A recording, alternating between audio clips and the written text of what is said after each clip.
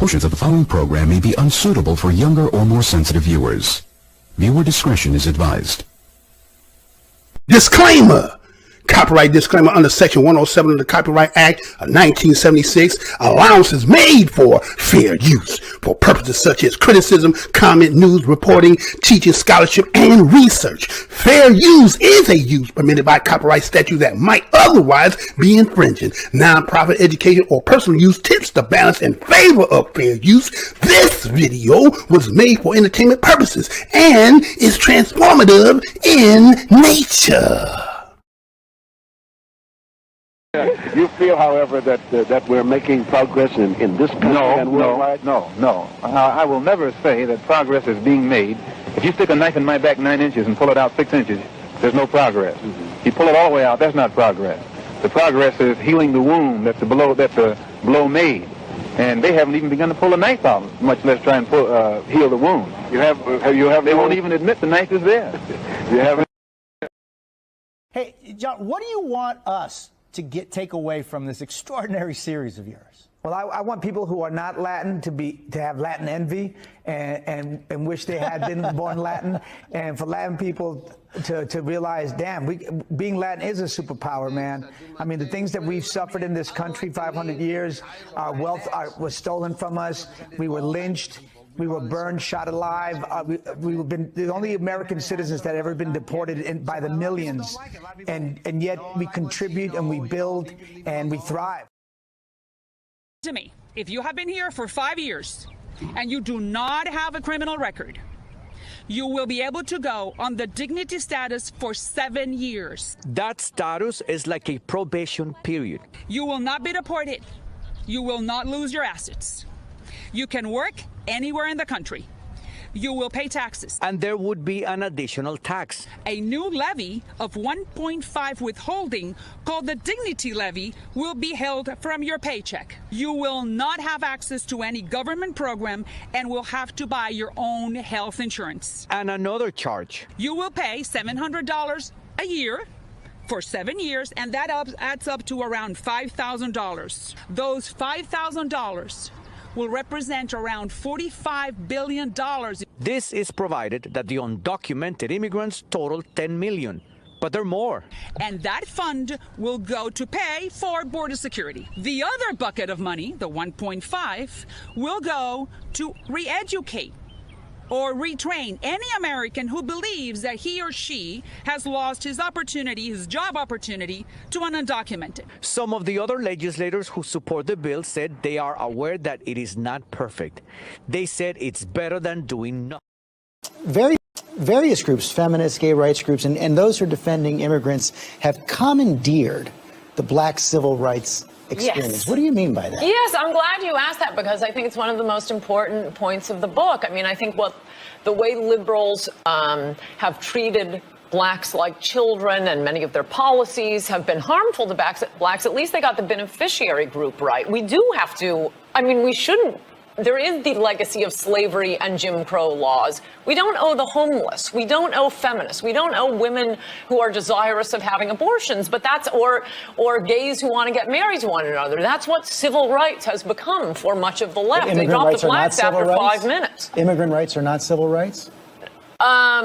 No, I think civil rights are for blacks. We done to the immigrants. We owe black people something. We have a legacy of slavery. Immigrants haven't even been in this country. Democrats are dropping the blacks and moving on to the Hispanics because they're a larger group of Hispanics now. But can I just say to Jorge, I hate to disagree with you when you're attacking President Obama, but I think the point on immigration is you can have open borders or you can have a welfare state. You cannot have both.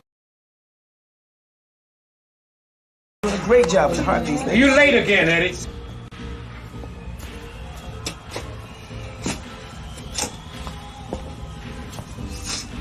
I know what you've been trying to do. You ain't gonna do it. See, Big Red done pulled my coattail to you a long, long time ago. That's bullshit, Eddie. You talking crazy. Crazy like a mother fox. And you, I can see through your jive ass like glass, nigga. Eddie, you got it all wrong, man. Stealing my moves. My style, nigga. Even ain't trying to riff like me. Hey man, why don't you get your boy out of here and detox him? You on my spot, Flash? Slum dwelling, scum sucking, slug ass motherfucker. You on my spot, Flash? Huh? Well, you ain't gonna get it, cause you ain't got it.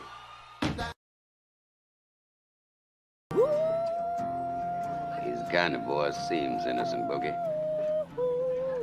Got everybody on the post thinking he's a strong black buck. White boys envy his strength, his speed, power in his swing. Then this colored champion lets those same white boys call him Shine or Sambo. Whoa, and he just smiles. dream about the time when I was a little boy. Can't talk. The night would get Can barely read or write his own name. And don't care. He'd tell you they like him. Or that colored folks ain't supposed to have but so much sense.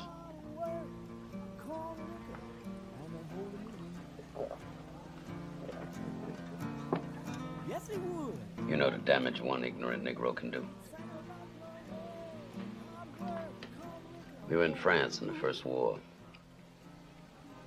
We'd won decorations.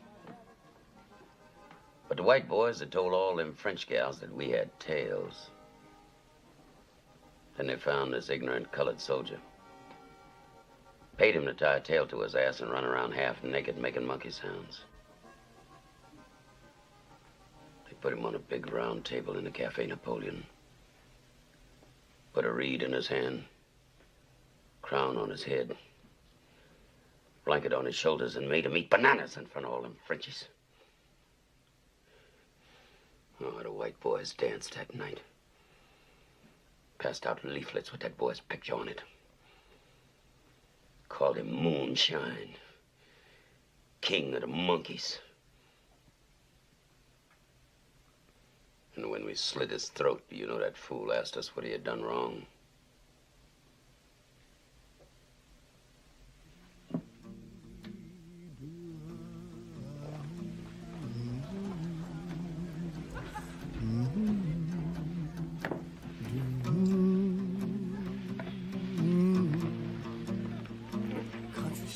My daddy told me we got to turn our backs on his kind, Wilkie.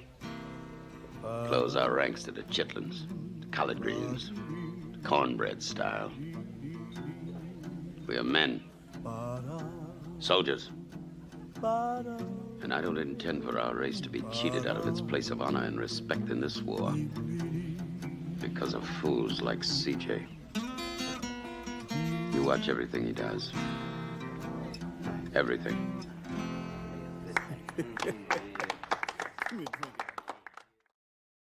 You said your people have been fighting for 400 years. Man, your peoples too. So I just want you to explain what you mean by that. You know what I'm talking about. Y'all all know what I'm talking about, man. Don't sit up here and try to bait and not know what I'm talking about. Y'all know what the I talk about when I say these things. Your people too. Explain it. Not everybody knows what you're talking about. Radio Raheem, I don't have to explain what's understood, man. You know what I mean by that. You know what I said by that. I ain't got to go further. And if anybody don't understand that, then God be with them. Go look up the history. Go look up the history. Don't everybody believe in Google? Go Google that. See what I'm talking about. You know what I'm talking about, man. You know what. I dare you to sit up there and say, explain. You know what I'm talking about, man. He's fighting people. You know we've been fighting 400 and still fighting to this day. To this day. To this day. You just sit here, you don't know. And since the American white man has used his control over the press to rewrite history or retell history, and since the white man can't dispute this truth, it's not hate to say that we were kidnapped and brought here, it's truth. It's not hate to say that we were Jim Crow, discriminated and segregated, it's truth. It's not hate to say that the Supreme Court, which is the highest court in this country, came up with a hypocritical desegregation decision 9 years ago, which they haven't enforced yet. That's not hate, that's truth. Remember, the enemy has only images and illusions, behind which he hides his true motives. Destroy the image, and you will break the enemy.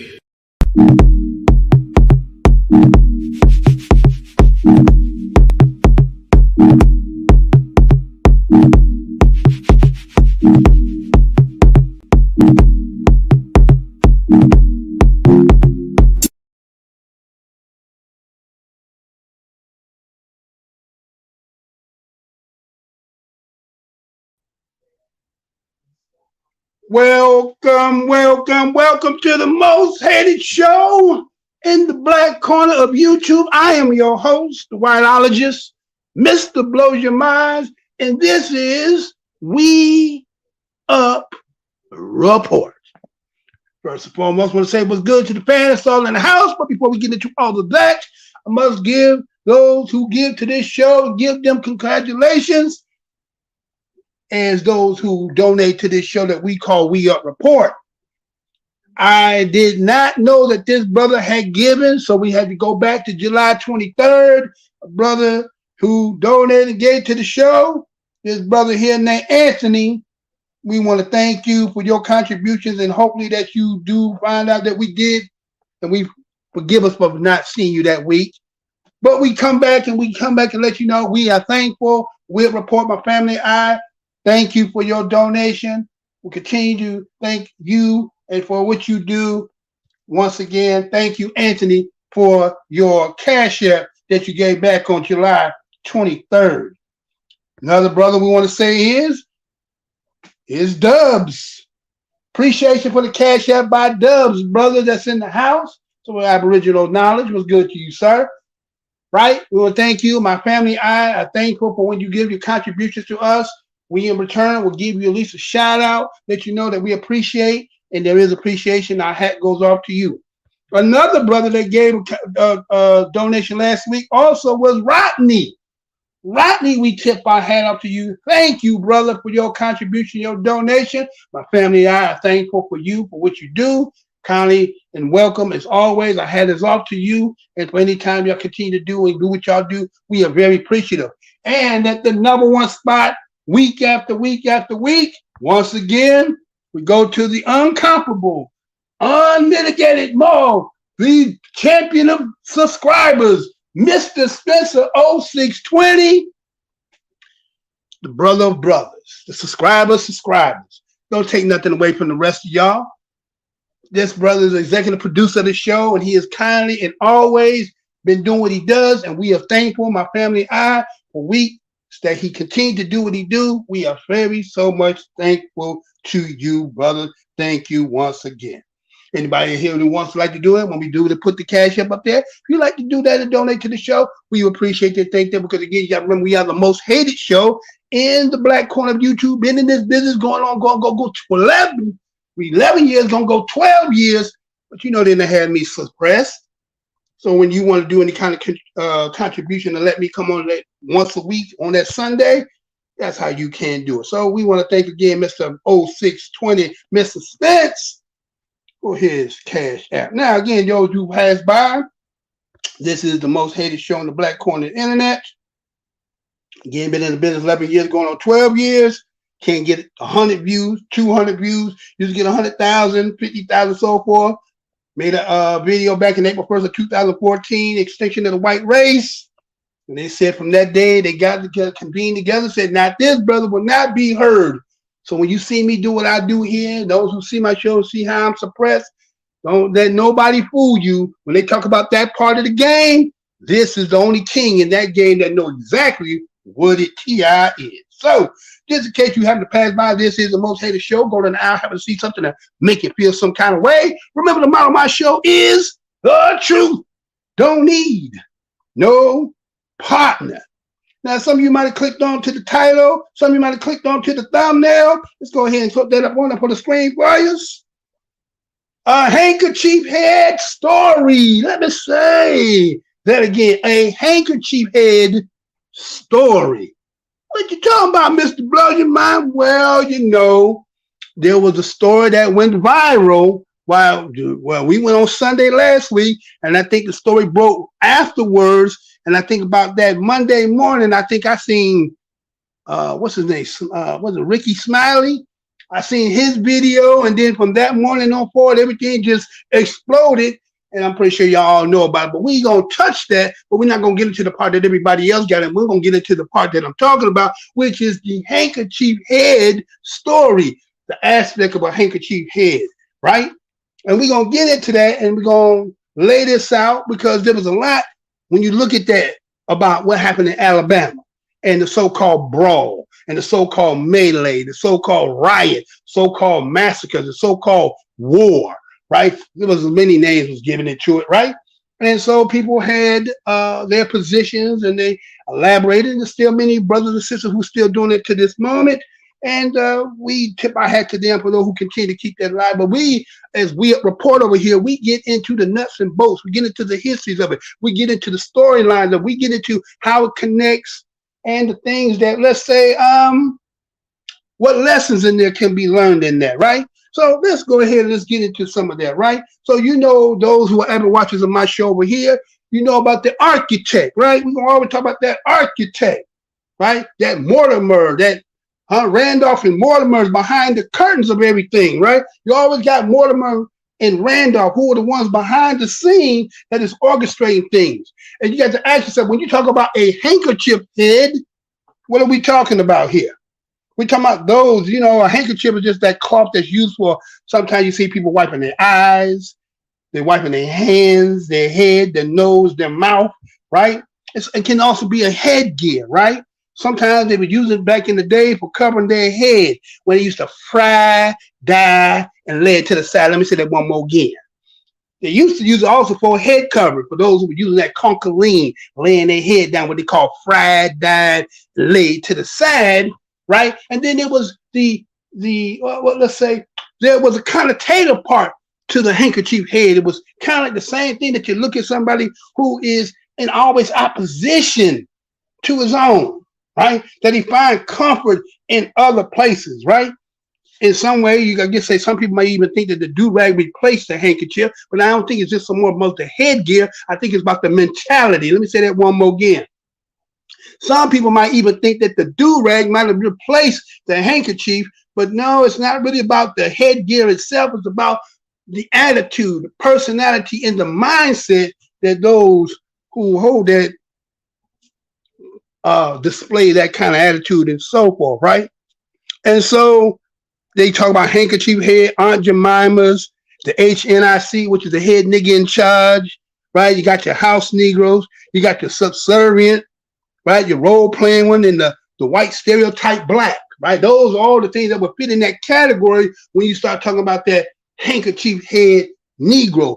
Sometimes they even talk about a sycophant, right? A sycophant. You ever heard of SYCOPHFANT, sycophant, right?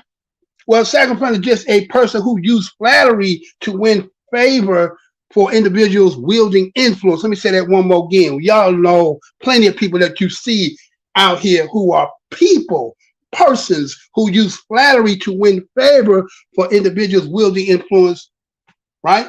So what we've seen is when we've seen the Alabama, depending on what you say, brawl, what you say, riot, massacre, war, whatever you may call it. But why did we see people in opposition to it? I thought we was told, if you ain't got nothing nice to say, don't say nothing at all. But it seems that some people get their rocks off, get a hard on for any time that you see that you do something that seems to be right. They always can find a slant to somehow spin it from your position and put it back and give favor to those who they believe to have the influence. So the question becomes, how did they get that? You see on the screen there the architects, and how do they lay that out? How do the architects that run everything get people in that mindset that get them like that? Well, some people call it the predictive programming. Let me say that one more again. Some people call it predictive programming. What is that, Mr. Blows Your Mind? Well, they say that predictive program, they say it is a theory. You know, anytime when you start putting some things together and try to come to some conclusion, and they say, well, you don't have all the facts, but sometimes you're not going to be able to get the facts. Some things is going to have to be some things you just know how to piece together and know that the truth, even though they don't even want to admit that it is true. And so sometimes they say that this predictive programming is by those of the government, those of higher ups. Again, as you said, the let's say Mortimer and go, put them on there, right? Mortimer and his brother, right? The Randolphs having a bet in the bathroom, talking about how they can change the position from one to the other. And so what they do with this productive programming, they use movies, books, I say education. There's a lot of ways that you can have a mass mind control as a tool that is going to, let's say, alter the minds of the population. But in this case, we're talking about the handkerchief head. That's amongst our own people, right? Those that seem to be always, when you are in a position of doing things right, they come with this, well, right? But we're gonna get into that. Don't worry, we gonna get there, right? And so it comes in subtle forms, but really it's a psychological conditioning. Yeah, psychological conditioning, right?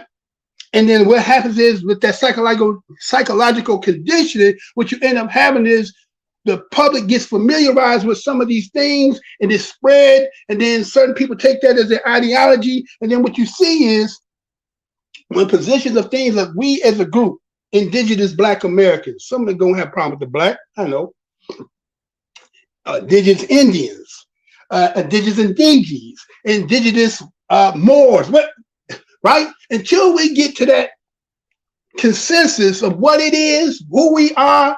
Yes, we can go on our families and trace and find out individually, but this is the collective game. The game that they call race is a team sport. Race is not an individual game, it's a team sport. So when we get to that consensus, we'll get there, but biologically, we're going to all be the same. We all the same people from that southeastern part, what they call down south, right? That some of us became country city folks. Some of us is country city, and then we got a country folk, right? Say that one more go. Some of us is country city, and some of us is country, right? But when you boil it back, we're gonna be the same damn people. So what would we see here? Let us get into this. Let's go ahead, right? So this predictive programming, right? The state to tell about, when you say predictive, you talk about how one can, let's say, make known in advance, right? How do they get these people that these handkerchief heads, how are they able to be in advance that they know they're going to turn against their own damn people, right? What are these tools? Again, books and movies is one way, with educational systems and so forth. How do they get them to turn that damn way? Is there special knowledge to this? Is there something that's foretelling how they're going to end up doing stuff like that? Is it a forecast? What about prognosticate? Do they prognosticate that? Are they making predictions when they do that? And so what we've seen in Alabama, maybe that's what they thought. They thought the predictive programming was going to allow them to do things and get away with the same old same. Let me say that one more again. Maybe the predictive program they thought that was placed upon them, not them, but those that was, again, who was before, was allow them to do what they wanted to do, and they were just going to get a slap on the wrist, get some people on the internet talking and complaining. They didn't understand that maybe enough shit was enough shit, right? But we're going to get into that, right? So when you talk about programming, you talk about designing, the scheduling, the planning, right? So in this case, you're talking about something that was already known, set in advance, almost like a prophecy, almost like a prophecy to predict, to beforehand. Well, we're going to see, because Alabama in itself got some history to it, got some real history to it. And even when we talk about in modernly, right? So let's go into this, right? Let's get into that, because again, how do you get the so-called handkerchief head to get in line, fall in line? He'll be the one advocating against his own, even in a position that he sees that, well, they'll make up all kind of excuses. Now, we're going to see that. So how do you get, well, let's put it this way. How do I get white only pies? You know what I'm talking about? Hold on right quick. Check this. I'll be right back. Smell that? Yeah, I smell something. Smells good, right? Yeah, I think maybe we should go to another place. I'll be honest, ain't really very. Are you kidding? Tell me you don't want one of these pies right here, right over here. Well, the pies look good, Carl, but I kind of lost my appetite when I came in here. My appetite just left. Good afternoon, Billy. We'd like some coffee and a couple of slices of pie. How do you know my name is Billy? Well, it says it right there on your shirt. If you boys can read so good, how come you missed that sign on the door over there? Oh, that sign on the door that we just... How come we didn't see that sign that say no colors allowed, Chloe? We just rushed in. We was really hungry, so we kind of missed that. But look, we see it now, so bye. Look, Come on, man, we've been traveling all day. Yeah, let's go. All we want is some coffee and a couple of slices of pie. Is that all right? No, these are whites-only pies. But do you have any Negro pies? Hey, Chloe, come on now. This woman ain't got the recipe to no Negro pie. Where would she get that recipe? Another establishment, we can get us some pie or something. Come on, how far is it the next 35 miles. Yeah, come on, let's go down. I'm not driving no 35 miles to get no pie. Lady, ma'am, okay? Now, we want some pie, okay? We are hungry, okay? We want, Billy, we want some pie. Let me take care of this. Why somebody got to die because you want some pie? Let me take care of it. Look here, look. We from New York. My name Ray Gibson, okay? Let's talk turkey. How much it gonna cost to turn one of them white-only pies into nigger pie? How about I turn y'all into nigger pie? So you say about 35? 35 miles. Okay, maybe find another establishment down the road, where, we won't have a problem. Yeah, I ain't know.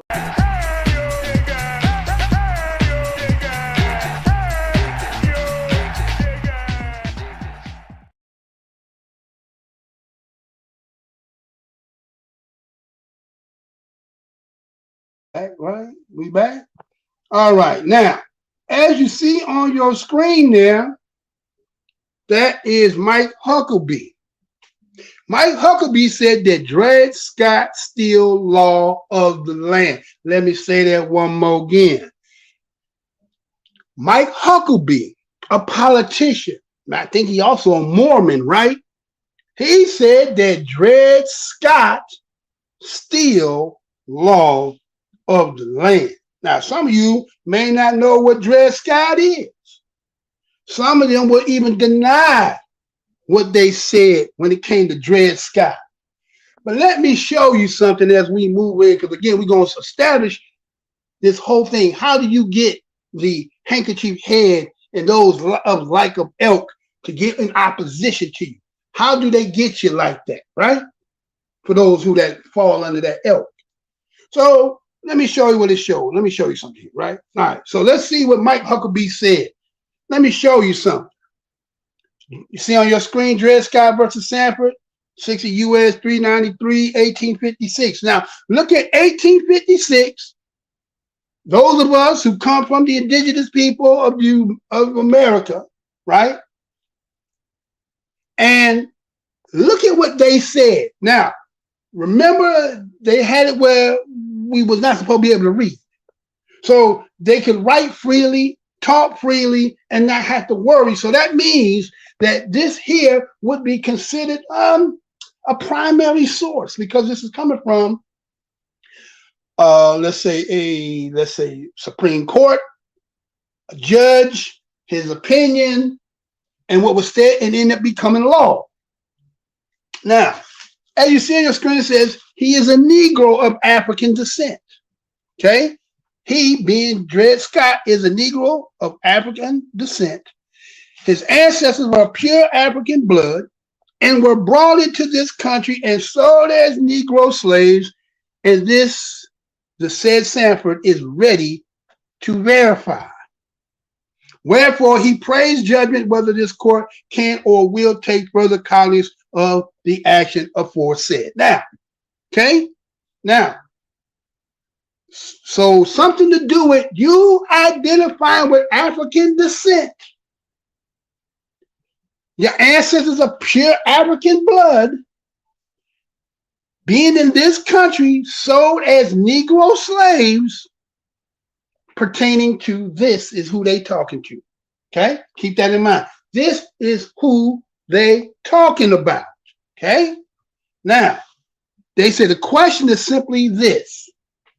Can a Negro whose ancestors were imported into this country and sold as slaves become a member of a political community formed and brought into existence by the Constitution of the United States, and as such becomes entitled to all the rights, privileges, and immunities guaranteed by this instrument to the citizen, one of which right is privilege of suing in a court of the United States in the cases specified in the Constitution. Okay? Now, this is what they're saying. Simple question. Can a Negro whose ancestors that is imported in this country, who has been sold as slaves, can they become a member of the political community that they formed, brought into existence, and the instrument that they use called the Constitution of the United States? Are they entitled to the rights, privileges, and immunities? Now, some people will say, yeah. Some people say, yes. 1856, what was your status? What did the law say? What was that about, right? Okay, we want to keep this in mind because I'm going to show you how you get your handkerchief heads, okay? It will be observed that the plea applies to the class of persons only whose ancestors were Negroes of the African race and imported into this country and sold and held as slaves.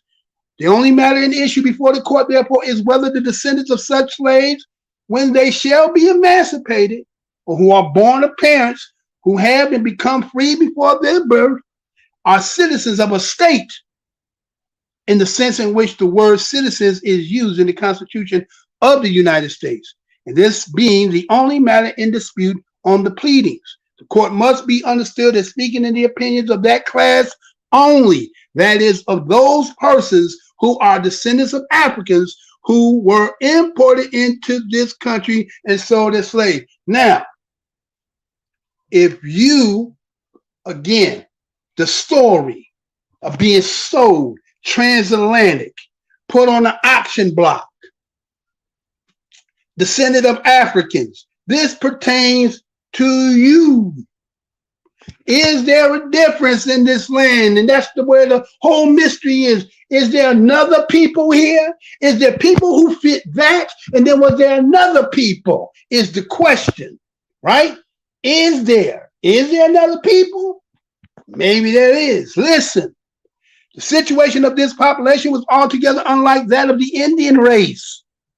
The latter, which is Indian, it is true, formed no part of the colonial communities, never amalgamated with them in social connections or in government, but although they were uncivilized, they were yet a free and independent people, associated together in nations or tribes and governed by their own laws.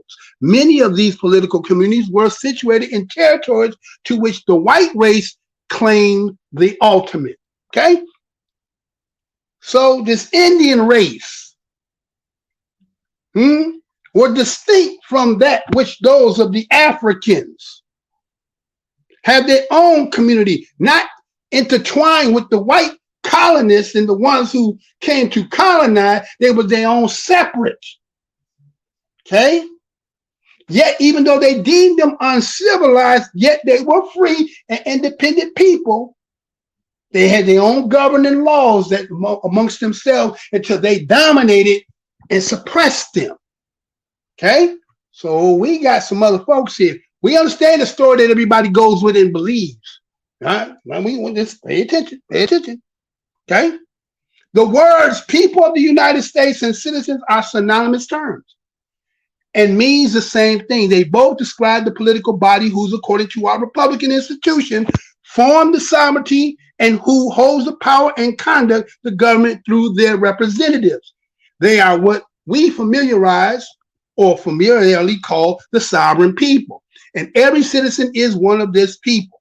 And the constituent members of this sovereignty, the question before is whether the class of persons described in the plea and the abatement compose a portion of this people and are constituent members of the sovereignty. We think they are not, and that they are not included, and were not intended to be included. Now, African descendant, ancestor, sold on a block.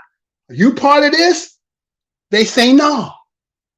You're not part of this. Okay? You aren't part of this. No matter what you tell yourself, the document, the nuts and bolts that hold this thing together, that they call, you're not part of this. But yet some people, the Constitution, do you know or do you just believe?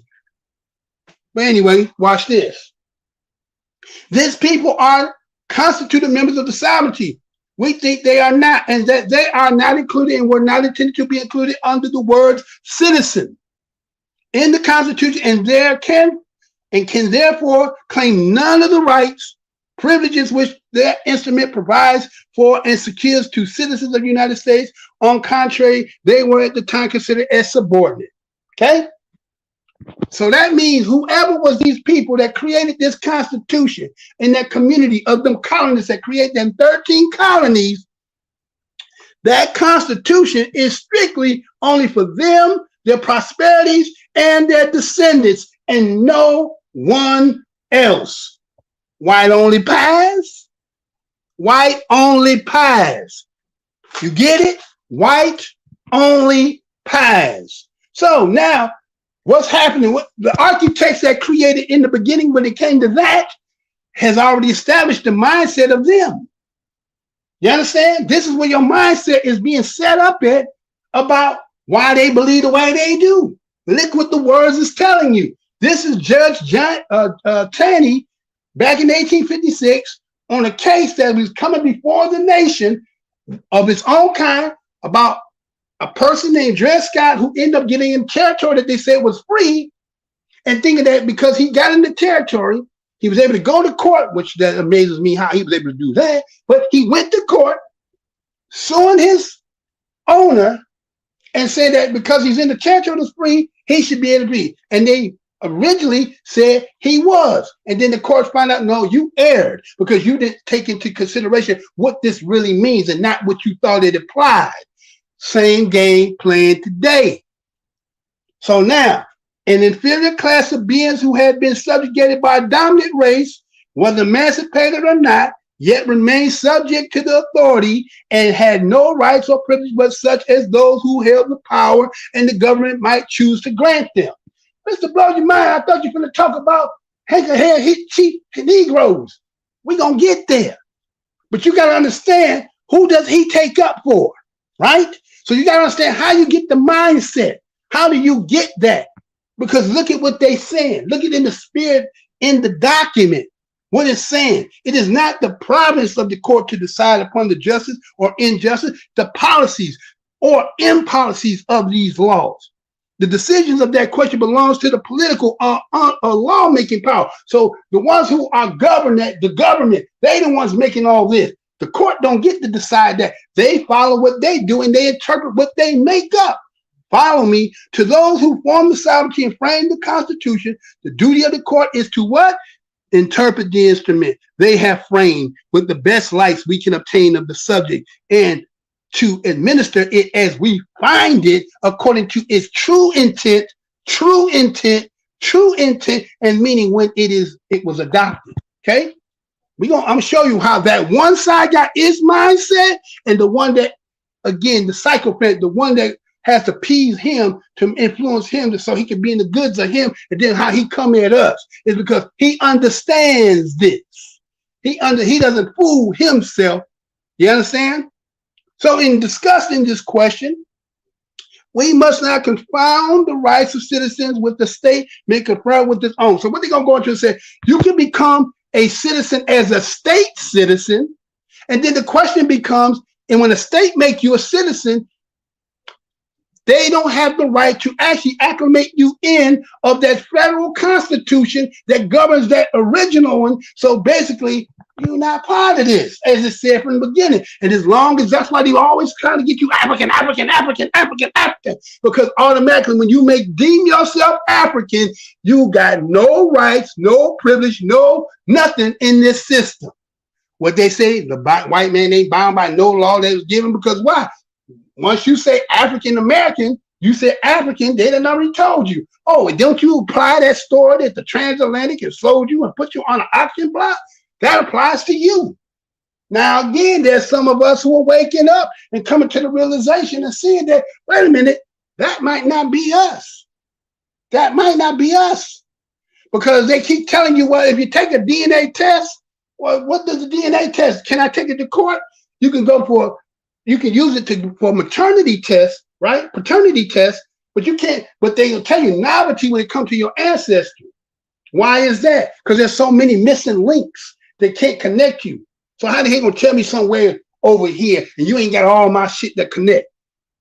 Everybody who go back so many generations, don't you get lesser tied to them because you coming from other angles that connect you, that tie you going back? So how you gonna tie me back to something you ain't got all the pieces? Like looking at a puzzle. I don't know. I have mama that she used to put puzzles together, 5,000, 2,000 pieces, and I used to see how she used to, work that puzzle. She work the outsides of the puzzle first, then work her way to the middle, and you start seeing the picture formulate.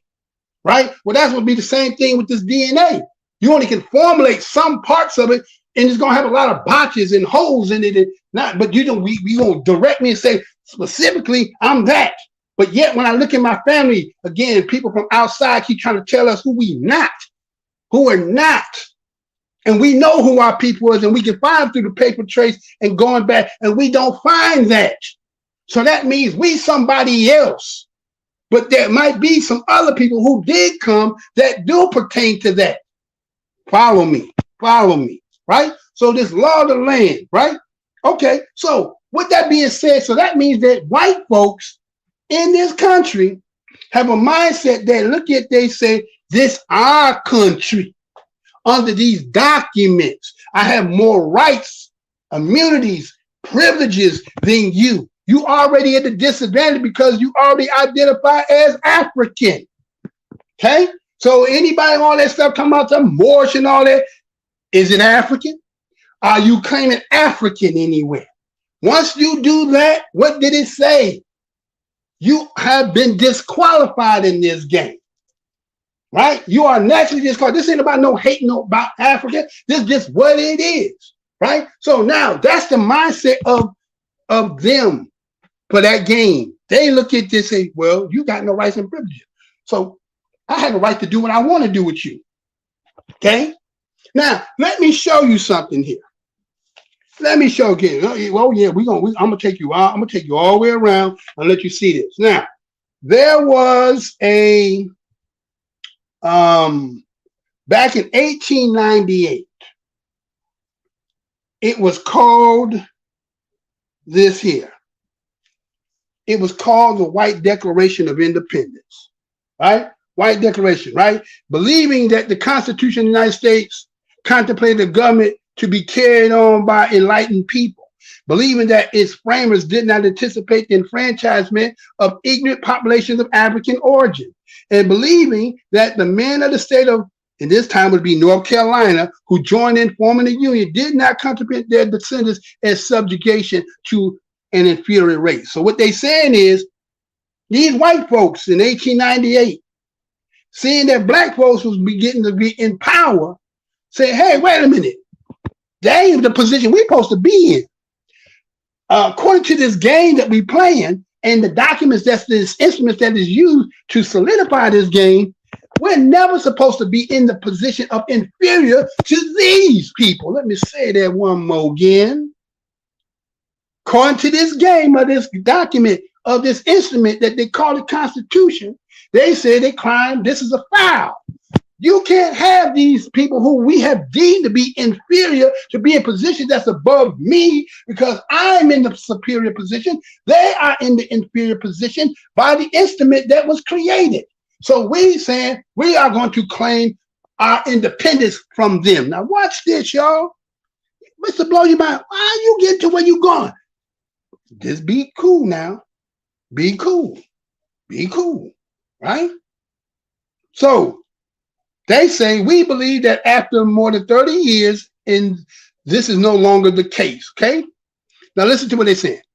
We, the undersigned citizens of the city of Wilmington and county of New Hanover, do hereby declare that we will no longer be ruled and will never again be ruled by men of African origin. Let me say that one more again for those who slow with the paper over the window. We, the undersigned citizens of the citizens of or the city of Wilmington, county of New Hanover, do hereby declare that we will no longer be ruled and will never again be ruled by men of African origin. This condition we have in part endured because we felt that the consequences of the War of the Secession were such to deprive us of the fair considerations of many of our countrymen. Now, they say, now, after they succeeded, supposedly they amending this back to get this union, black people are now getting in positions of running the police, the government, the mayor, right? And they said, wait a minute. This ain't how this game supposed to go. This ain't how this go. This ain't how it go. Now watch what they do. I'm going to take you full circle. See, we do history over here, and we're going to show you how you got where we're getting to, right? So now, check this out. It says, the stand we now pledge ourselves is to force upon us suddenly by a crisis. And our eyes are open to the fact that we must act now or leave our descendants to the fate too gloomy to be born. Huh? Oh, if we let this sit the way it's going to be, you know how we do? Well, at that time, 1898, we coming out of those labor camps. We're coming out of them labor camps. And they say, well, we got all the positions and we getting all the jobs, and what they're going to do to them is going to make them go into destitute, and then their offspring going to be, and we're like, well, we ain't even trying to think of that like that. We're not trying to look at it like that. So we said, we believe that after more than 30 years, this is no longer the case. The stand we now pledge ourselves to force upon us suddenly by a crisis in our eyes. Again, I'll say, right? So while we recognize the authority of the United States and will yield to it if it's exerted, we will not for a moment believe that this is the purpose of more than 60 million of our own race to subjugate us permanently to a fate to which no Anglo-Saxons have ever been forced to submit. Okay? People keep saying race is just a race because it's construct. Yes, the architects created a game called race. And race is real when it comes to understanding how this mechanism works. And they said the game wasn't designed for us being white folks to be subjugated to black folks. We once were, but we never gonna do that ever again. See, they admitted something in that, right? They admitted something. So they said, the time has passed with intelligent citizens. They say we own 95% of the property, paying taxes like proportions. And to be ruled by Negroes is a no-no. Now, why are you saying this, Mr. Blowsurmind? Because there is a changing of the guard. The positions are changing. Again, I did the video April 1st, 2014, Extinction of the White Race. I told you 10 years, 11 years ago, it was coming, right? So now the demographics and the dynamics are changing. And as you see, police stations and all that stuff, you got cities with mayors and so forth. And so anytime now you see these positions of power, they like, wait a minute, this how this ain't supposed to go like that. So it's going to be hard for certain people of that ilk to take from somebody and who has authority they should obey. Think about what I'm talking about in Alabama. Can't take that from you. I can't take that from you, right? I can't go there with you because I'm cut from the Anglo-Saxon. I'm cut from the white cloth. I'm cut from that which the document, the instrument said that I'm entitled. I'm superior, not you. Okay? All right. Let's see. So now let's get into this, because now that's the situation there. They did that and they said, no, they can't be in a position. They protested, got them all taken out and reclaimed it. They said that white people can't be in a position where they don't have more of the jobs, making more of the money. That's an off balance. So they did that. They got an independence from that. Now, that's the position of the white mind. That's how they've been from that time going forward, from the creation of that document, especially when it comes to the white man, to the rest of his family, who was the offspring and prosperities that will benefit from the document. So that's why when you see the Karens and all that stuff formulated, because they know it's built this way. Yes, you have a general understanding that you believe that the Constitution and all that stuff is pertaining to you. And they say, well, we just gonna let you believe that. Well, what is the real spirit of it? What is it really saying to it, right? And so those who really know what it is, that's what be pissing their ass off. Like, what the hell is this shit here? Right? Okay, now, how do we get to that other one? Well, remember when we go through, let's say, you ever heard of racial etiquettes?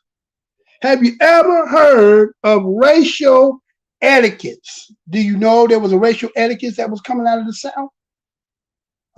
During the Jim Crow era, there was racial etiquettes that they set.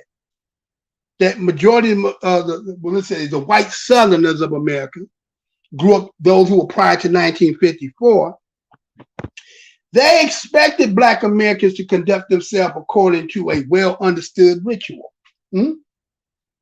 Oh yeah, right? A ritual, okay, of behavior, called what? Racial etiquette. This is supposed to govern your actions, manners, attitudes, words, not just one particular Black. All Black people when in the presence of white folks. Let me say that one more again. Did you know about racial etiquettes? That Southern white Americans who grew up prior to 1954, because 54 up is going to get into the civil rights, so 54 back, you get into your Jim Crow era, right? Black code laws, right? And so it was expected by white Southerners about with the indigenous Americans about the conduct that they wanted them to conduct.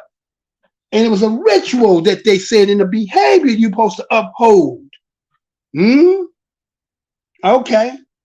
And that was supposed to govern your actions, manners, attitudes, and words of all Blacks or all indigenous people of Americans, right? In the presence when you were in front with white folks. Why only pies? Why only pies, right? Now, to violate this, they say, was the racial etiquette place one's very life in danger, or even his own family. Let me say that one more again. To violate these racial etiquettes is to place one's very life or his family at risk. Blacks were expected to refer to white males in the position of authority as boss, captain, right? A title of respect that replaced master or master. Let me say that one more again. Blacks were expected to refer to white males in the position of authority as boss and captain, titles of respect that replaced master or master. And when they had children, when they were employed by the white person and had children, and the white person was of prominence, they might call the children massa. Because it was a show of special respect.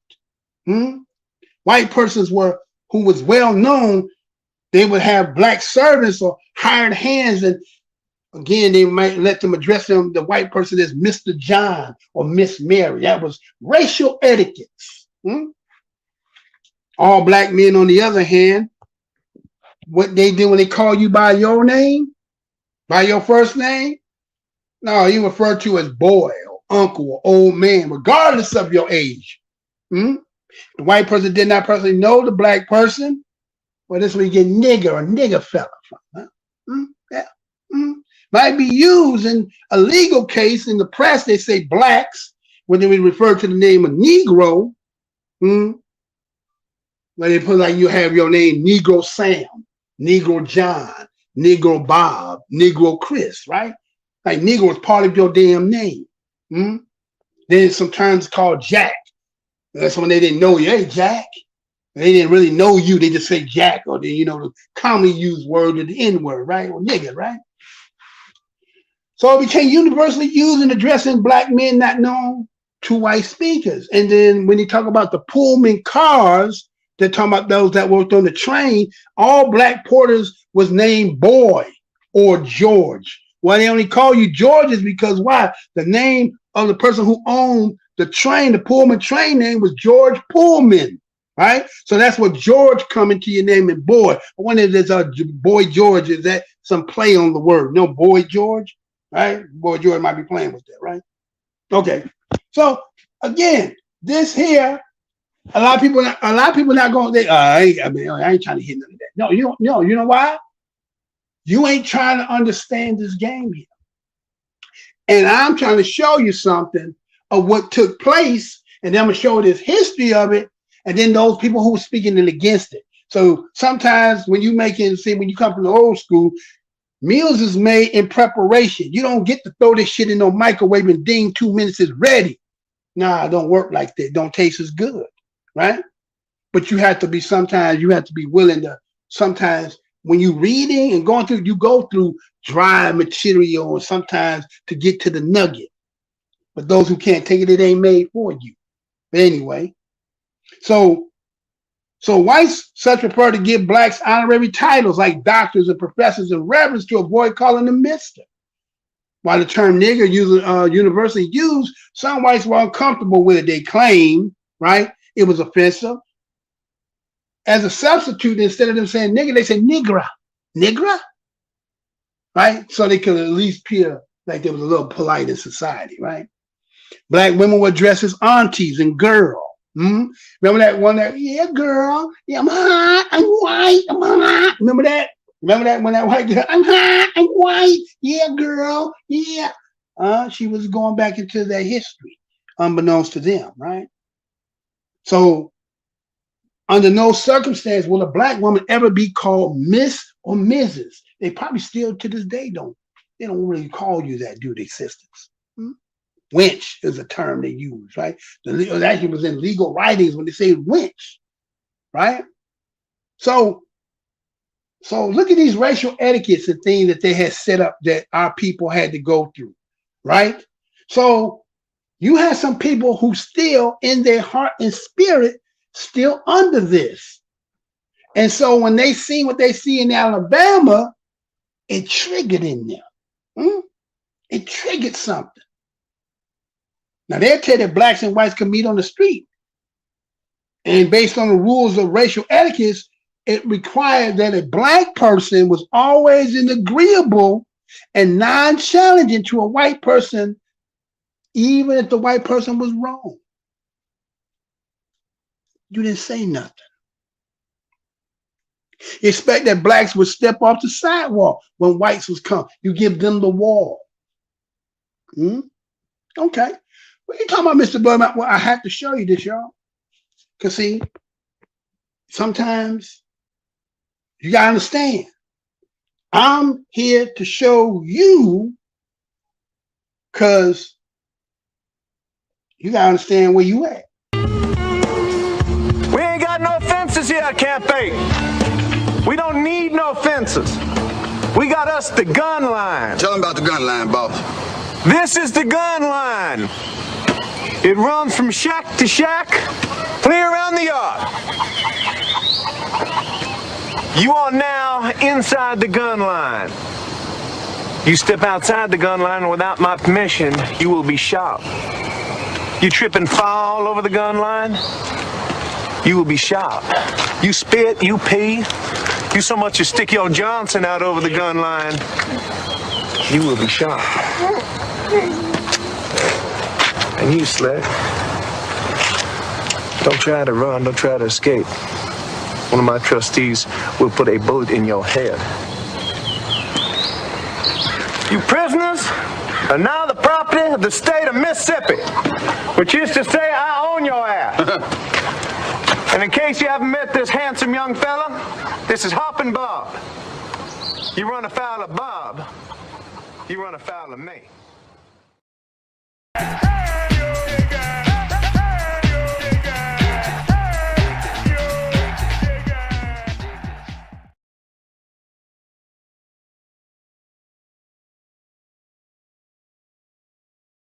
Let's see. I think we back, right?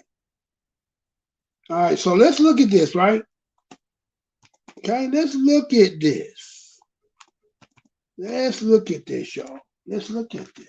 Because see, there was some people who were speaking against what they seen. That's what I'm going to talk about. But I have to show you how we get to that individual who's like that. You understand? You gotta understand how he got to that, being that way.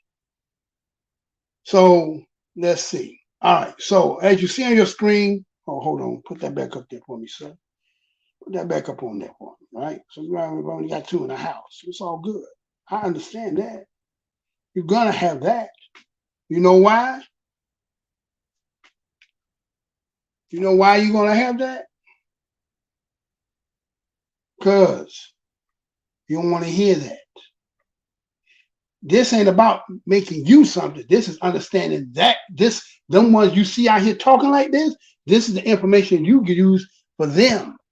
No, this ain't the position that we talking about as what happened. I'm not gonna sit here. We done did all the hooraying about that. We don't need to do that no more. It is what it is, right? We don't need to, we don't see that need to say no more of that.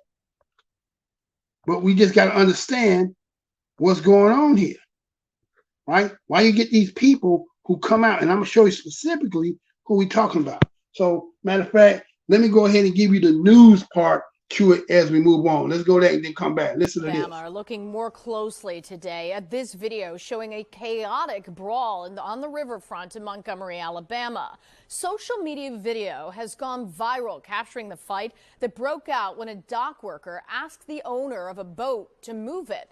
Things quickly got out of hand. ABC's Rena Roy has the latest. Dramatic video shows the moments a brawl broke out on the riverfront in Montgomery, Alabama.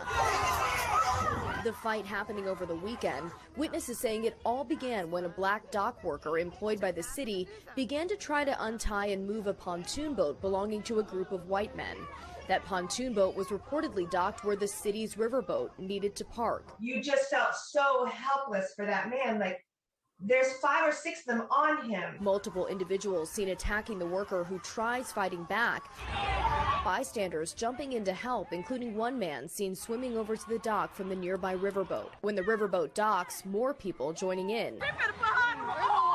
One man even hitting people with a chair, officers arresting him along with several others. Oh my God! They're going to have to determine who in fact really was, if any, were engaged in acts of legitimate self-defense and legally justified self-defense versus individuals who may be charged with being aggressors, who were initiating the altercation and who may be held accountable for their involvement in the altercation. Authorities say charges are pending. The Montgomery Police Department telling ABC News there are 4 active warrants at this time, and there's a possibility more will follow after the review of additional video. Rena Roy, ABC News, New York. Alabama are looking more closely.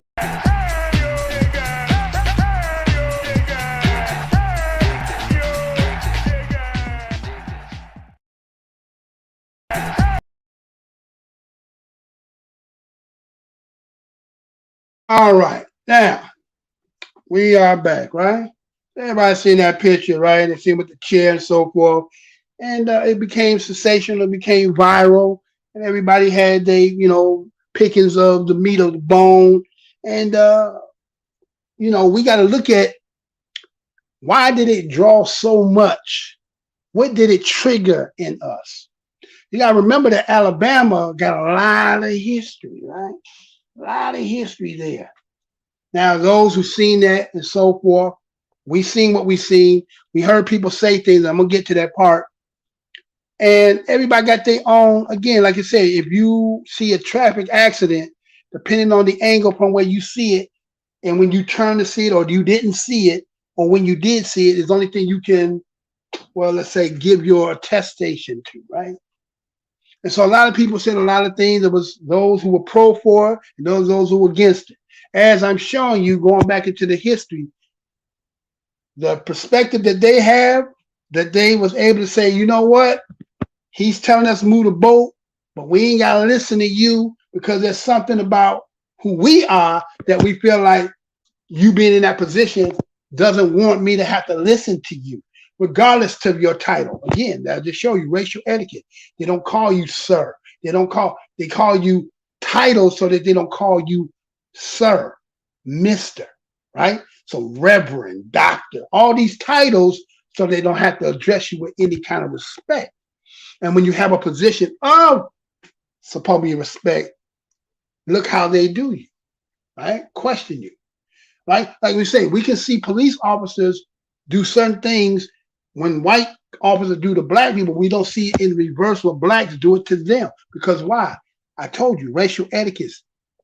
Again, going back to predictive programming, things that's been set in us going through over time that some things don't spill out. And so when we seen this, what you seen was the exaltation. It was the spirit that many people could see themselves and he's a fantasized, done did it, wanted to do it. That's what made it so viral, right? So many people got off on that because of that, right? Now, again, we're not here to advocate on violence, but we're just saying, hey, this is what it was. And so let's look at where this place is, the history of it, and the possibility of the people who are involved in it, that when they talk about history and what may tie in them. Did you not notice that many people, maybe I'll talk about that when I get to the part. What we say? So I'm not going to get into all that as everybody else because there's too many stories about that part.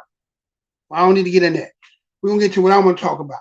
But just for food for thought, listen from this perspective. Listen to this. It's you liberals who have lifted them up, Howard.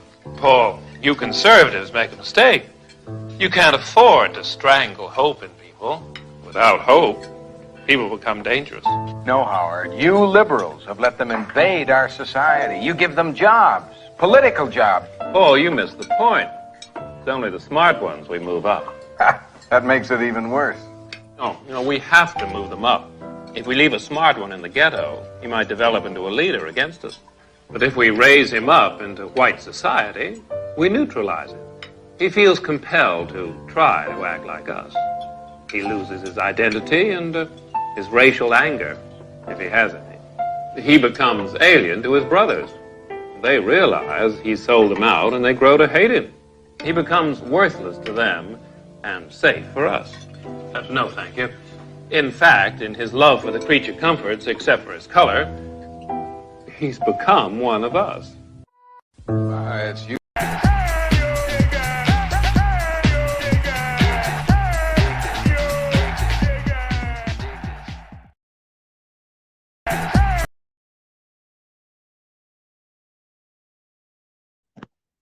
So the handkerchief head Negro syndrome, right?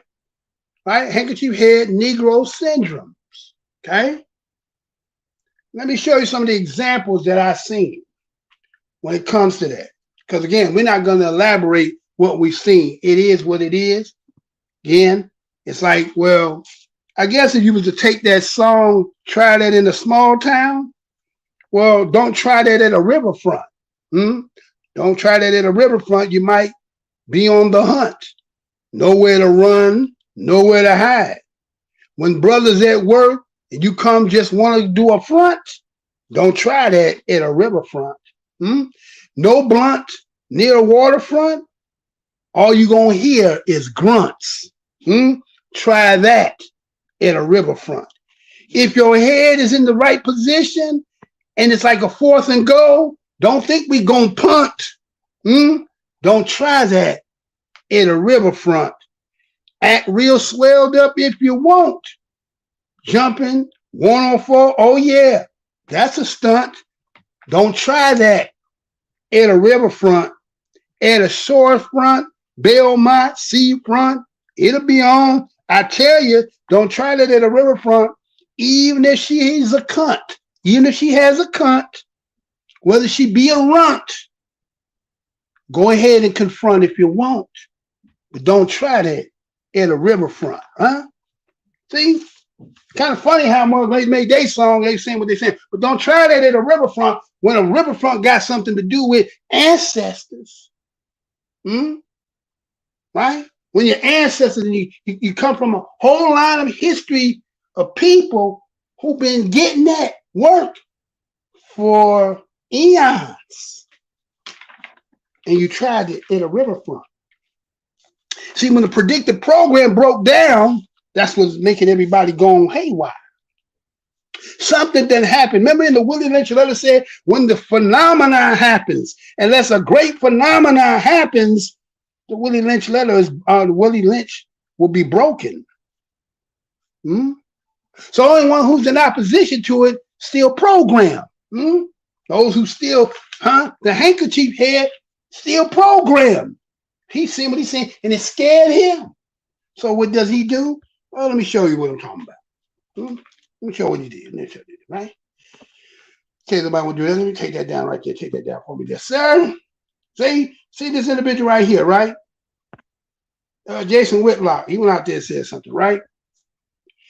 He said the Montgomery melee is sad all the way around. What might be most sad is the security guard had been jumped by 2 or 3 black men. No bystander would have done anything to rescue him.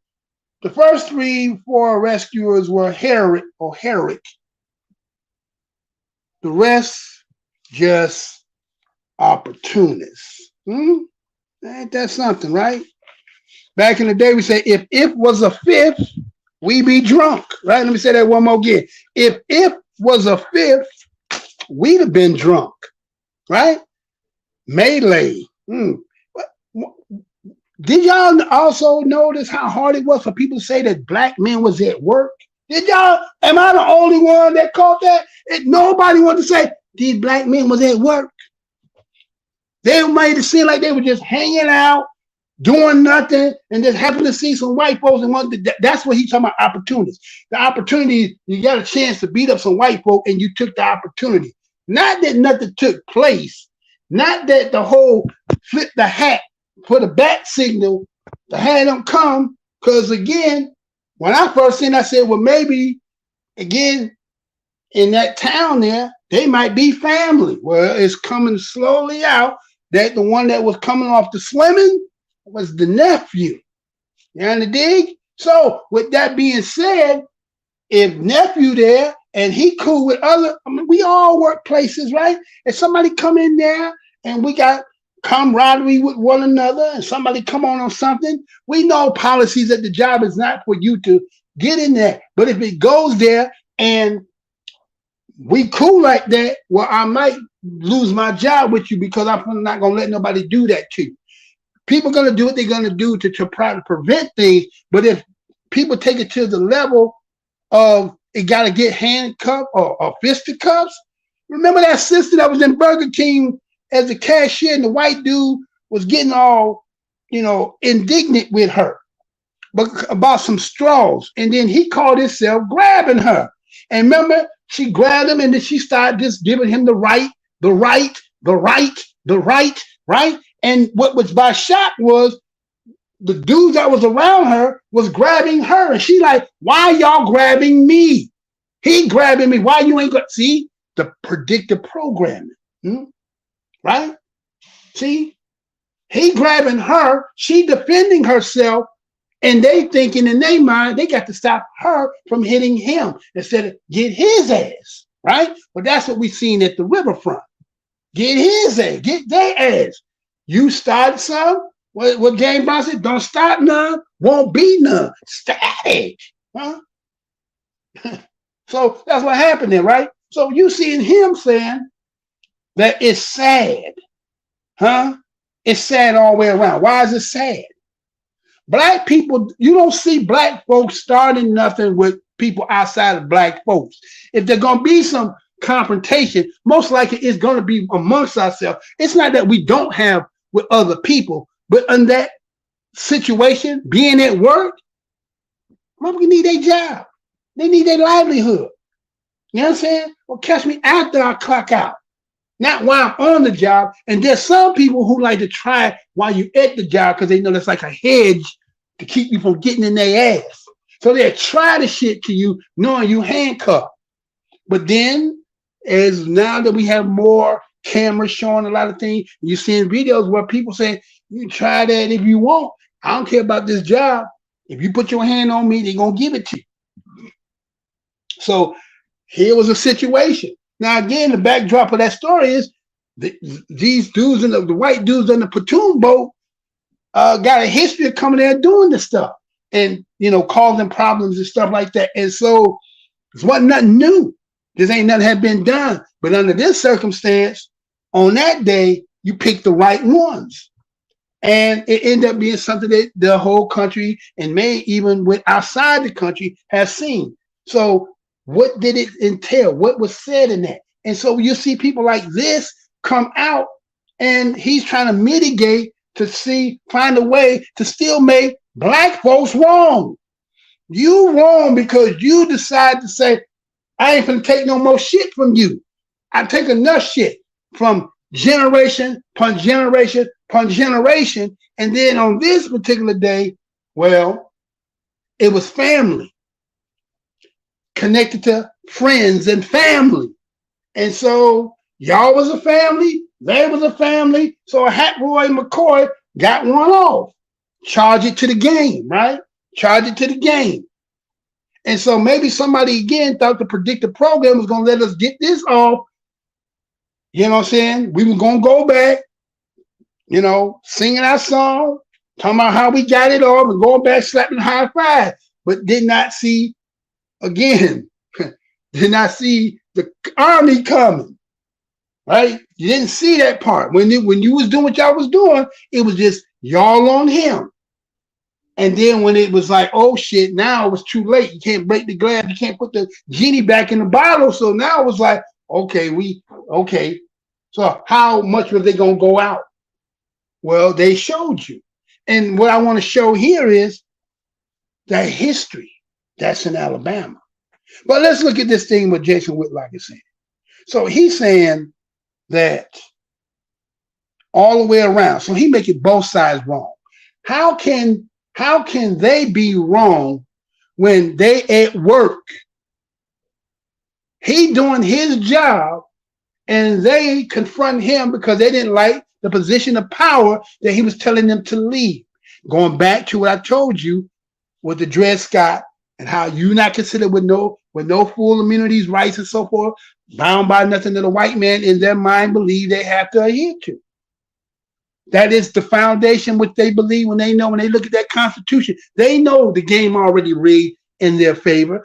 A lot of our people try to tell ourselves that document has something to do with us. I ask you when they wrote it, what was your position? What did they look at you legally in the law? And then you try to tell me, how can something that was written about you that actually solidify the nuts and bolts to make legalize what they were doing under that, how does that still not to this day, if they have not, again, made a new one, right? You would think you'd have to just make a new one. They're not going to do that. They're not going to do that, right? Because it's already slanted. The game rigged already. So anyway, so here he is making both sides to be something wrong. Both sides wrong. And then he goes into this, he gotta now switch the scale back on you. Check, watch this handkerchief head move. Okay, he puts a tie. It was sad on both ends. Huh? It was sad both ways. But now he got to tip the scale to the favor to who his butter his bread, those that pay his bread. Now, what if it would have been 3 black guys doing it to a black person? Now, who is he putting the onus on? He's saying, would white people intervene for the black person getting jumped? Or again, he put it on black folks and saying, look, if it was 3 black guys jumping on a black guy, would y'all have done that?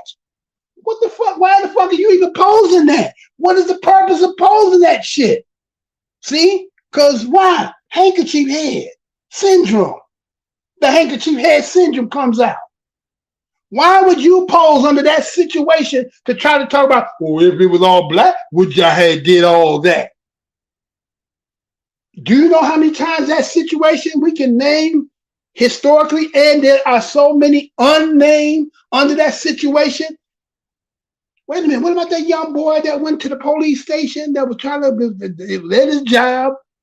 When he could feel that there was something going to go down on him, he went to the police station, said his phone wasn't working that well, and he ended up going back, and when they find him, his head cut off. You know, remember that? Y'all remember that? You remember that? That was not long ago, right? That was not damn long ago, right? Mugs be getting it off on us. And ain't nobody get killed. Nobody pulled no gun. It was, again, the mad chairman, right? Everybody, elated about the mad chairman, right? But why are you posing if it would have been us on us that we would have did the same thing? No, it would have probably been a lot worse. Think about it. If it would have been black on black, you might see the strap come out. You might see people getting popped. But somewhere in there, they didn't know no gun, because why? They weren't just on the street. Again, y'all don't even want to say that the black men were at work. Why is that so goddamn hard to say? Black men was at work. Nobody want to say black men was at work. I don't get it. Nobody want to say that. Want to act like niggas was just hanging out down at the damn boat. We're gonna go, and then some shit just jumped off. Even the person that's in the position of doing his job, they don't even want to say they even try to belittle his position. Oh, he really wasn't a captain. It don't matter what, he was at work. And you had these mugs coming out. I'm gonna show another cat that said some shit too. I'm gonna show another cat that said some bullshit too, right? So here he is, Jason Whitlock, saying that, right? And then he says, well, the 3-4 of them were heroic, right? Right? The first 3 or 4. The rest of them was opportunists. Well, I wonder when they say release the hounds. When you go back in that history and they say release the hounds, how many of them was heroic and how many of them was taking advantage of the situation? When you see those pictures of somebody getting lynched and hung and there's a bunch of them smiling and laughing, you got souvenirs. How many of them was taking, let's say, what do you say? Taking opportunists, the opportunity, right? It was as much as what was seen, it was still very mild. It could, believe me, as you said, if you could have had if was a fifth, it would be a different story. It might be a lot worse. So it was very mild under that circumstance. Again, we're not here to advocate that. We're just saying, but if it would have been black on black, I'm pretty sure it might have been a lot worse. So that just go to show that something in them still kept it within the confines of making it was just straight fisticuff, straight, hand-to-hand combat. Whether you feel like some people was at a disadvantage or not, that's what it was. The chair represented something, a whole nother weapon that you see people out here saying, shit, I like that chair business. Can I strap that chair with me and walk around with it and we consider this as a weapon? Where I may not kill somebody, but I can beat the shit out of somebody, and is that cool? That's really what that's symbolizing, right? So people kind of liking that. But let me show you something else, man, right? Then I seen this dude here. He said what he had to say. Now check this out. Listen to this cat. Listen to this. A true teller had to tell it, man. This fight that happened in Alabama, and one black guy got hit, by some white guys. So a bunch of black people joined in, and it was kind of like a race tussle, race war, whatever you want to call it.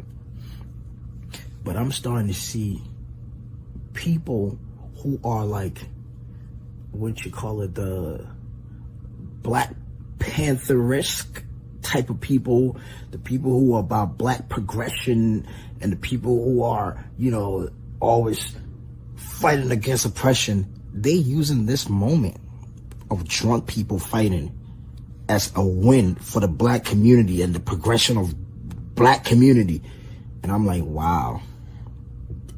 It's not like a bunch of black dudes was raising arms against oppression or went to somewhere where black people are oppressed and they say, we're going to take power.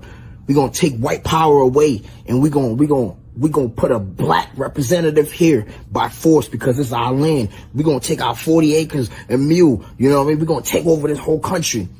We seizing the White House right now. Like these people that preach about black liberation, progression, strength, unity, they using this moment of drunk people as a win. Like the lowest of an accomplishment, they celebrating this like as the greatest of all accomplishments in this world. Like black people, yeah. Now the trolls, listen, let me tell you this. The people who are trolling and having fun with this dope. Like, yeah, this troll, like, cause it's a funny moment. But those people that we're supposed to look up to and be like, okay, I go to your space to see how black people can progress, where black people are moving wrong, that they need to move better, events that's happening where black people are networking, even if it's a protest, like you giving details about protests, you giving details about legislature, you giving details about voting rights. Those people, those entities, you know, those personalities, entities, circles. How the hell are y'all jumping into this drunk fight and saying this is a win for black people? The hell? That means these people ain't doing nothing. They all fugazi. Because if there wasn't fugazi, they would not take this moment and amplify it. Because they ain't doing nothing. Because y'all supposed to be doing something real serious. Like fight police brutality and like real serious situations. Like this right here. This is where people are uphailing, like this is 40 acres and a meal got back. This is reparations. Like you would think reparations just dropped on everybody's bank account. Come on, man. This is nothing, man. This is nada. This is not a win for nothing. This is a bunch of drunk people that got into a fight, a brawl, and it's entertaining and funny to watch. That's it.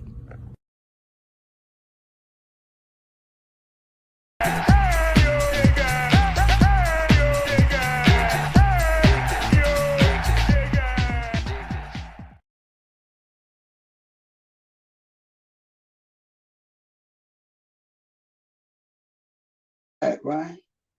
All right. So that's this young brother here, right? Young man, I'm gonna say.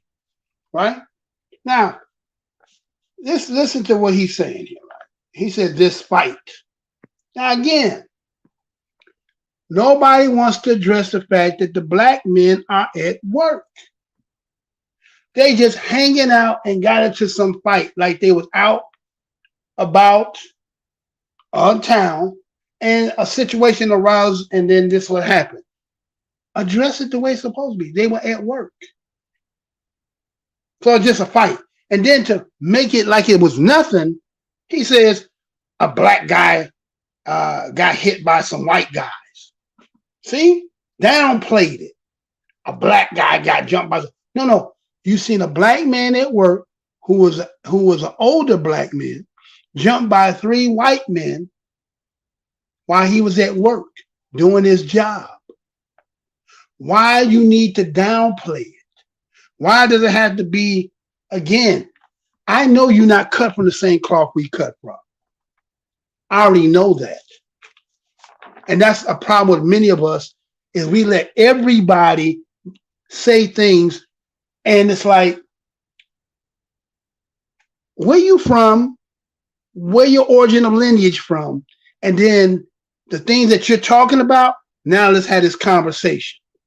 You don't get to be anchored here. And then by osmosis that you grew up amongst us, you learn our culture.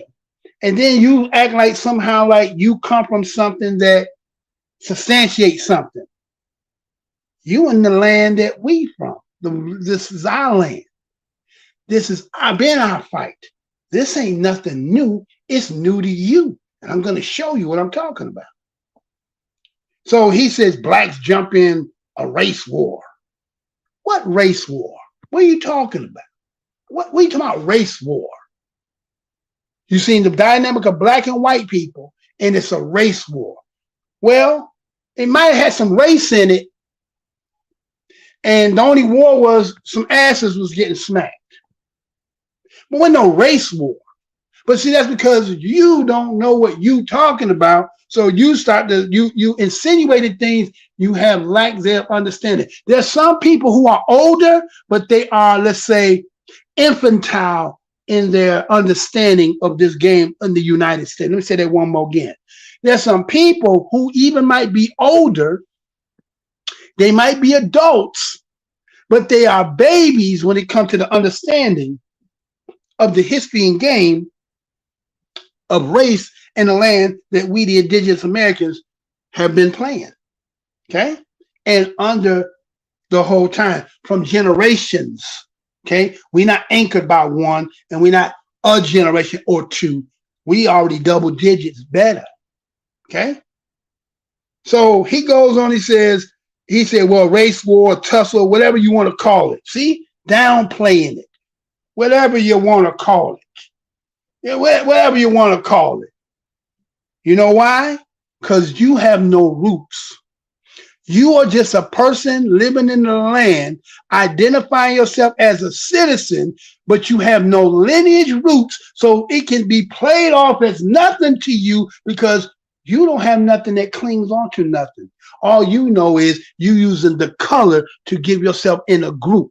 See, we can erase those of you who are just by color and don't have roots. That makes us distinguished from you, or distinguished from you. Right? And it's more deeper than what you see and what you perceive. And yet you open loud on a megaphone, talking your rhetoric as if like you know what you're talking about, right? So let's look at what he's saying, right? He says that Black Panther-esque type of people. What do you mean Black Panther-esque? Do you know what the Black Panthers was about? Do you know what they were about? Black Pantherists. See, when black people get to, again, black people is a term he's using, but we know what we do, right?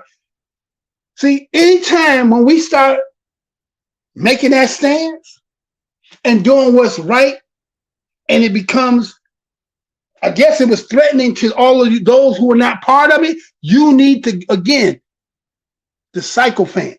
You need to give the influence to the other people that you're not down with that because you have no roots. You got nowhere to go. You cannot go back home. So you come in here making your home. You ride off the tick like a tick on the back of a damn elephant's ass, sucking up that shit until we start saying no more. We only garner for ourselves. Now you come to find out you by yourself. So what you do is you try to go with your so-called, you think the dominant group or the group that's most influential in power, and you'll ride against them the same way that Jason Whitlock did too, right? That's the game they play. That's the game they'll play with us. And so Panther-esque type people who what do you say, black aggression. Wait a minute. What are you talking about here, man? Do you know us? Do you know our history? Do you know what we've been fighting so that people like you are able to benefit off of whatever the hell, whatever that bullshit you talking got you to get your black ass here? Yeah, I said it. It got you to get your black ass here. Otherwise, you be where the hell you was trying to run from. Why is that so hard for them to understand that? Why do y'all come here with that shit, open on a hot mic, talking shit to the indigenous black Americans of this country?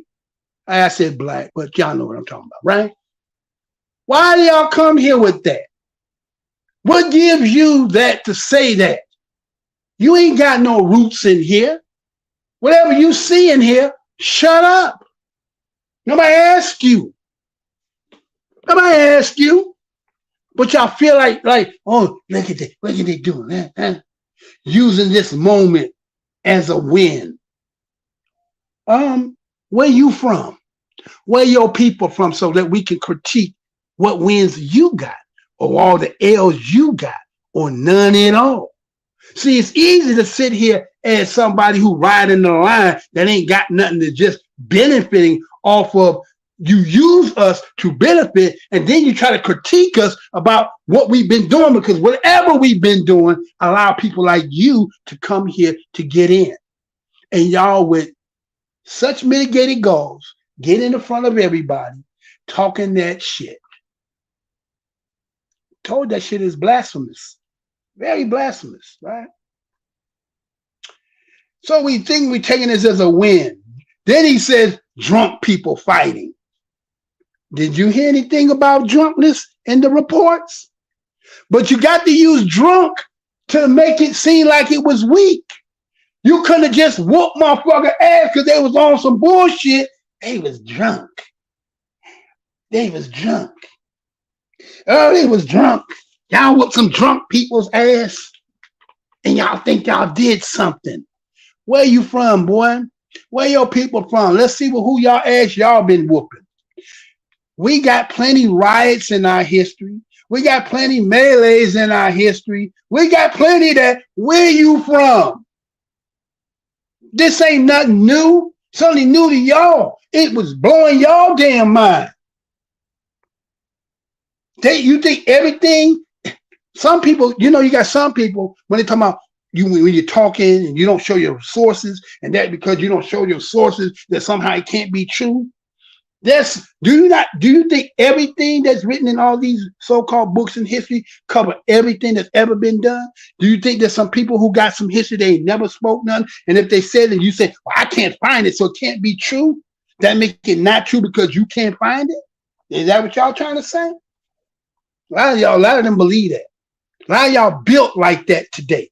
Everything got to match with something you can go find that somebody say. And that's why it's always a damn dog chasing his tail, because somebody will come and write something in opposition to it. So which one is true? That one or this one? So all y'all do is debating and going in damn circles. Going in damn circles. Wasting damn time. That's all y'all really doing. Anyway, don't pay no attention to me. Right? So he said y'all should be fighting against oppression, and he should have been like raising the arms. What nigga, what is you talking about? What? See, that's what we talking about. You have no idea what you talking about. You telling us how we supposed to fight about situations we in. We asking, who the hell is you? Give us your resume. Show us your paperwork so we can sit there and say, okay, well, your people, But no, you get to be the mystery motherfucker, get to talk shit and don't have to disclose who you are. That's what a lot of them do. Don't y'all been noticing that? A lot of them don't want to disclose who really they are. So they hide with African American to tie on with you because they don't want to tell you that. See, they come here and they got this little kind of like slant ass hate towards us, and yet they country's being taken over and ran by other people. Now you up under us, and then you trying to find a way to position yourself to help take our shit from us. Ain't a lot of people not gonna say it. A lot of y'all not gonna say it, but it is what it is, right? So you come in here again, hot mic talking, Panther-esque, and y'all acting like y'all went in there and took over the White House. Well, let me tell you something. If that had happened, took over arms, took over the White House, took the government, you don't think a lot of you motherfuckers wouldn't be up out of here? We wouldn't be running you niggas out of here too? Oh, a lot of y'all be getting ready to fuck up out of here too, because we're a little bit tired of some of y'all too. You understand? It ain't just them, some of y'all too. You ain't the only ones. But see, you get to hide with him because it's safe. But see, it blew your mind to see that because you never thought, because y'all think y'all got us pegged. You think you know us. You think what we won't do. Y'all don't know us. You don't know that the Most High got a hedge on us. And one, like somebody back in the day when we was growing up, somebody had a dog and the dog was vicious as hell. And the dog, and he had to hold the motherfucker back and keep on that chain, keep him from getting his ass, and people getting the head away from him. That's all you seeing right now. Boy, but if the damn owner let the leash go, he tearing ass up everywhere. You understand? But there's a hedge to keep that dog and keep him on that leash. And when the Most High say, let it, well, it say Smithers, release the hounds. When the spirit has been released, then you can come talk. Then talk. You understand? We got something holding that back in us. It ain't time yet. You understand? It ain't time. But you with no roots, you would know where to go. But see, when you out here like that, we taking notes. We remembering. All right. So he says that these people who spend all their time about black oppression, strength, and all that stuff, trying to use drunk people as a win. See? Some people, when you're doing something, that little stove, you got a stove, that little stove, that little raggedy ass car. Always that. Your handkerchief head Negro syndrome niggas. Always got some fuck ass shit to say when you do some shit. And like, what the fuck is you doing? Critiquing, play by play. You Marv Albert and shit, huh? You over here Marv Albert and shit. Whoa, right? But then hiding who you are. Yeah, that's what they do, man. That's what they do, right? And so here is put the black people and represented by force. This is our land. Take over here with the acres of your 40. Right? He using all these 40 acres in a mule. Y'all act like y'all just got y'all money dropped in. See, if he was one of us, he wouldn't be saying that. But you know he ain't one of us. And so here these people who ain't one of us talking in opposition about whatever we do. But let me give you a little history, young man. Let me show you something about we, the indigenous of this land. Because see, we know this is how you really feel. What did you go and do now, boy? Hit a non-commissioned officer. Well, CJ just lost his head. Shut up! Get him out of here.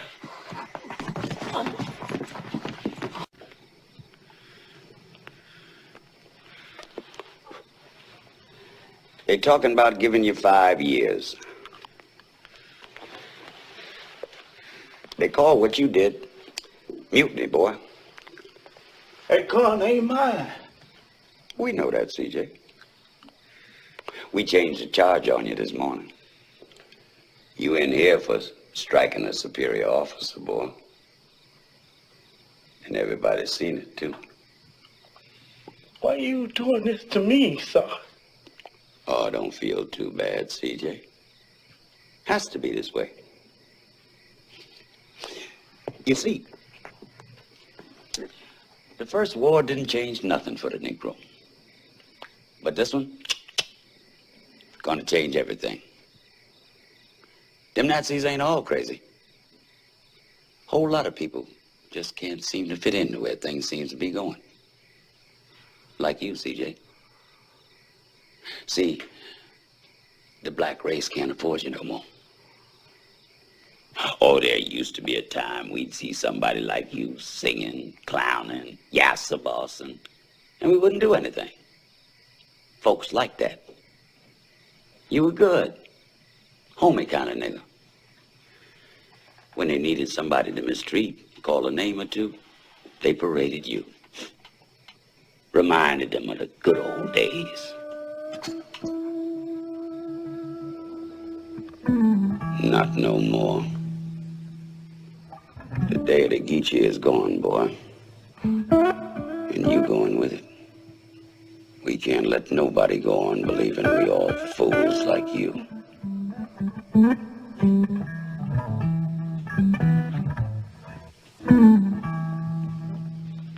Waited a long time for you, boy. But I got you. I put 2 Geechees in jail in Camp Campbell, Kentucky. 3 in Fort Huachuca. Now I got you. One less fool for the race to be ashamed of.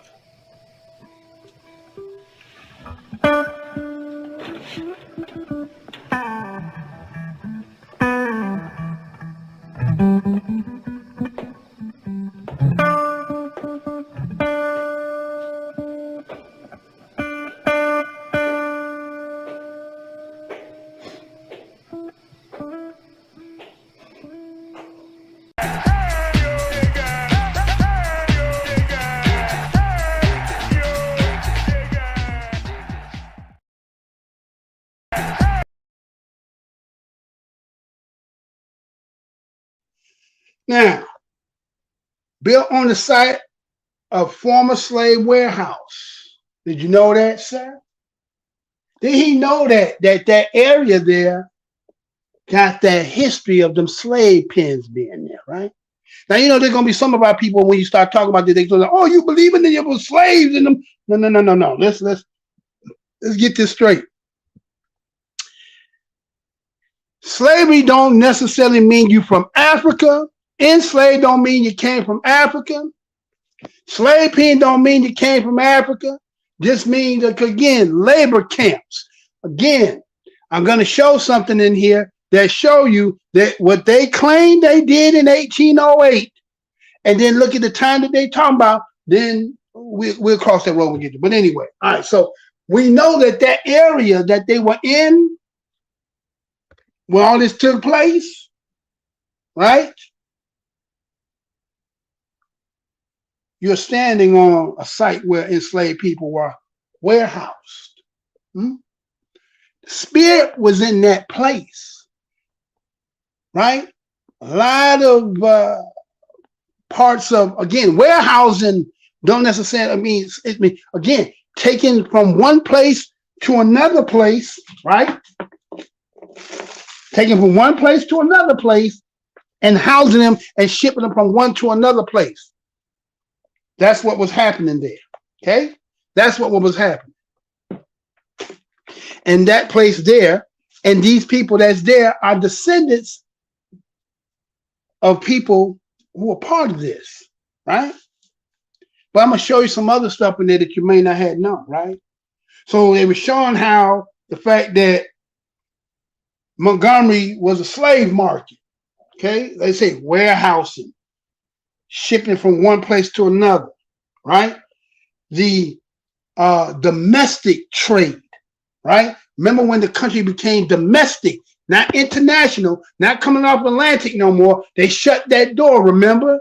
You know your history, they shut that door. So what ended up happening then?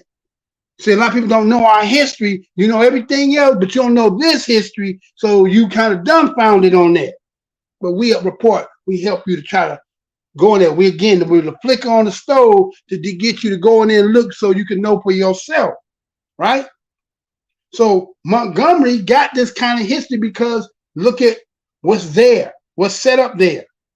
Everybody knows the story when you start talking about who. When you talk about that, you start talking about Rosa Parks, right? Wasn't that Montgomery,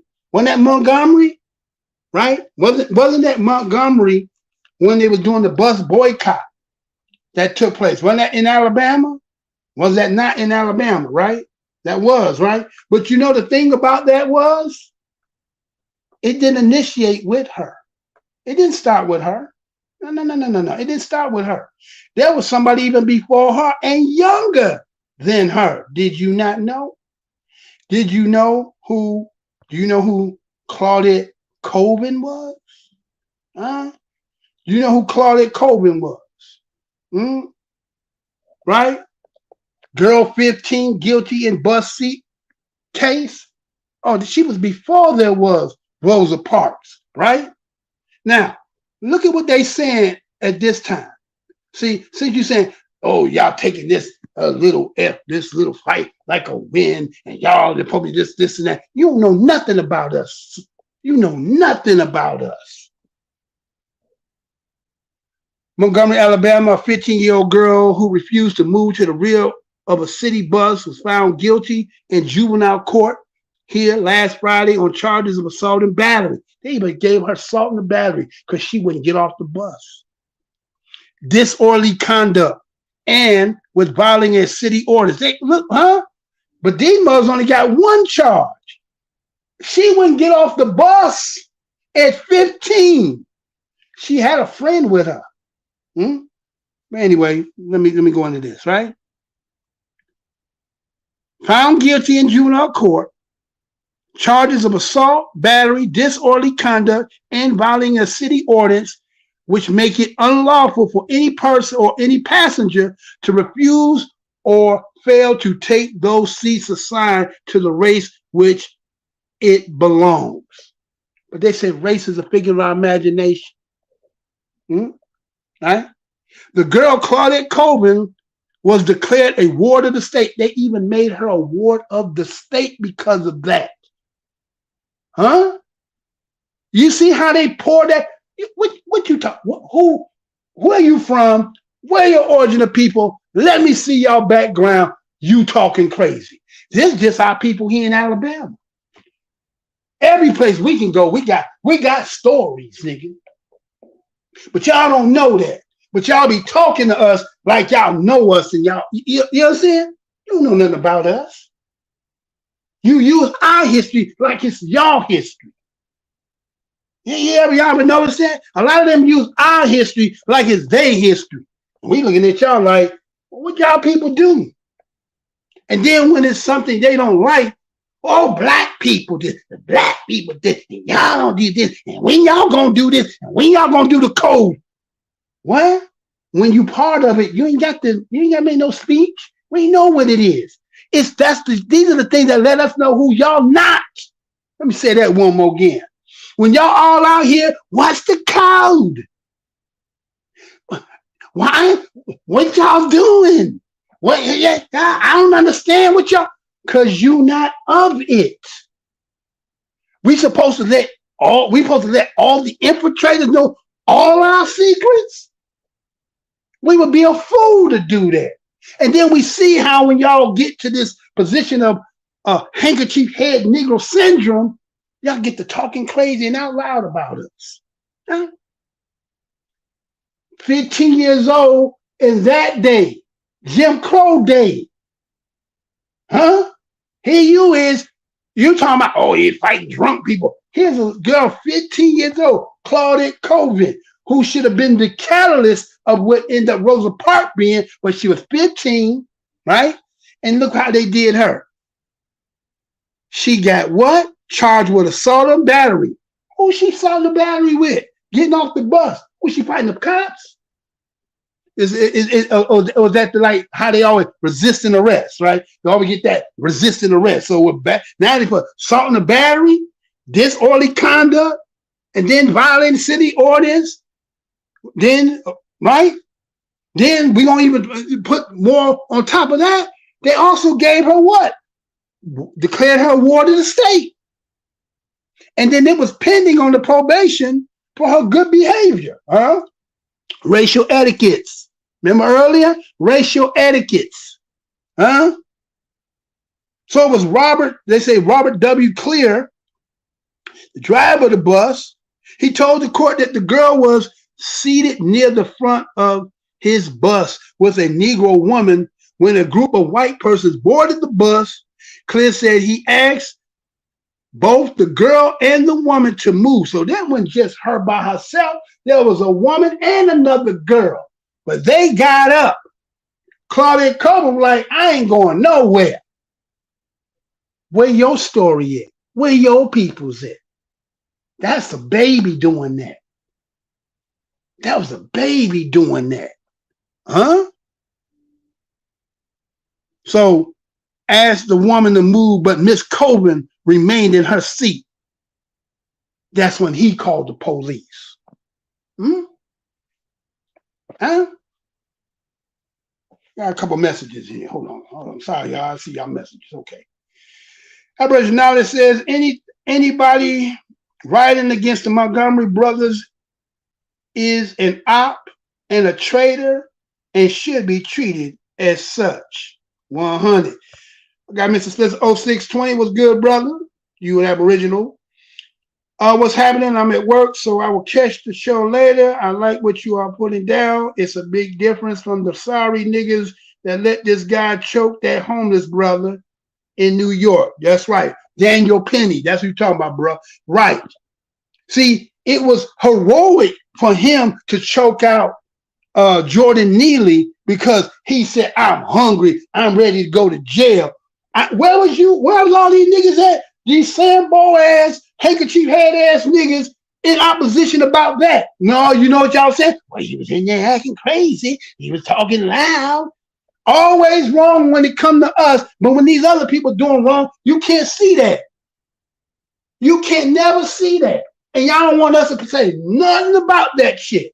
Because why? Racial etiquette. Remember when I showed earlier, what they laid down in Jim Crow, that's what you're seeing. When you see these mothers coming out, that's what they're doing. We're gonna get in trouble. You in it, you know we're not supposed to look him in his eyes. So you're supposed to just be defenseless all the damn time. You just supposed to lay it down, let them up. That's why these motherfuckers always running from where the hell they from. You know nothing but just to run. Well, remember that show I did? That's what we do. We flee away from danger. That's what you do. Well, how does a motherfucker who run know about a motherfucker who stand there square? Me and you cut different. We ain't from the same. Y'all coming here telling us about our business when you won't even go fighting your own business. Y'all don't stand for nothing. Y'all come here with parades about like y'all back at home as if they don't need you back at home to take what y'all got and build up. You're not going to do that. Y'all like, again, you like the pre-sweetened Kool-Aid, just add water, and then y'all thinking y'all living good. And then y'all get the mitigated gall, getting in our face, talking about, what, we ain't doing that. Panther-esque, and y'all act like y'all got to win. Nigga, you ain't got nothing if we don't got nothing. Y'all very disrespectful. Very, very disrespectful. And y'all don't want nobody to say nothing to y'all ass. Shut y'all damn mouth, man. Y'all don't get to talk to us about no shit we doing. Whatever it is we doing, and how we take it, that's our business. Why y'all feel like y'all get to get up in our motherfucking face? What's up, little USA fact? What the fuck y'all get to come in our damn face telling us about what we ain't doing to your liking? Again, if we would have did what you said and took over, a lot of you niggas gonna be running too. A lot of you gonna be running. Cause we're a little tired of y'all shit too. Right? We tired of the shit y'all doing. You don't never see on no news nowhere Black Americans and conscious indigenous Americans going in y'all land, running y'all shit, talking shit about what y'all ain't doing. You can't find no video. Show it to me. You can't. You can't show me no. Because we don't do shit like that. We mind our motherfucking business. MYOB. We mind our damn business. But when it come to y'all got no problem talking up about our shit. Ain't got no motherfucking history about shit that's worthy of talking about. But in our shit, telling us what we ain't good enough and what ain't to your liking, your specification. You ain't got no standard in here. We the motherfucking standard. But you showing y'all motherfuckers, y'all showing who y'all are. But y'all just don't, like I said, when Most High let that hedge off of us, when that day come, we're going to remember you. We're going to remember you. Right? We're going to remember you. We're going to remember all that shit y'all was saying. Because, see, this is a righteous indignation. That's what that was. That was spirit, righteous indignation. Because guess what? You can keep on poking the bear and keep on poking the bear. Matter of fact, you can have a dog that grow up with you and your kid. You know how sometimes kid be a little rough with the dog, and the dog, no. He family. But then sometimes the dog will get tired and give you, better back your ass up. And you keep on, he might give you a little nod. He might nod a little bit. Back your ass up. Right?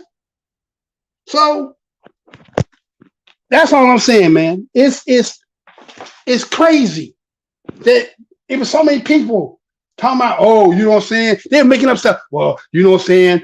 I would put myself in that position because, you know, I'm a family man and I got to. We all understand that.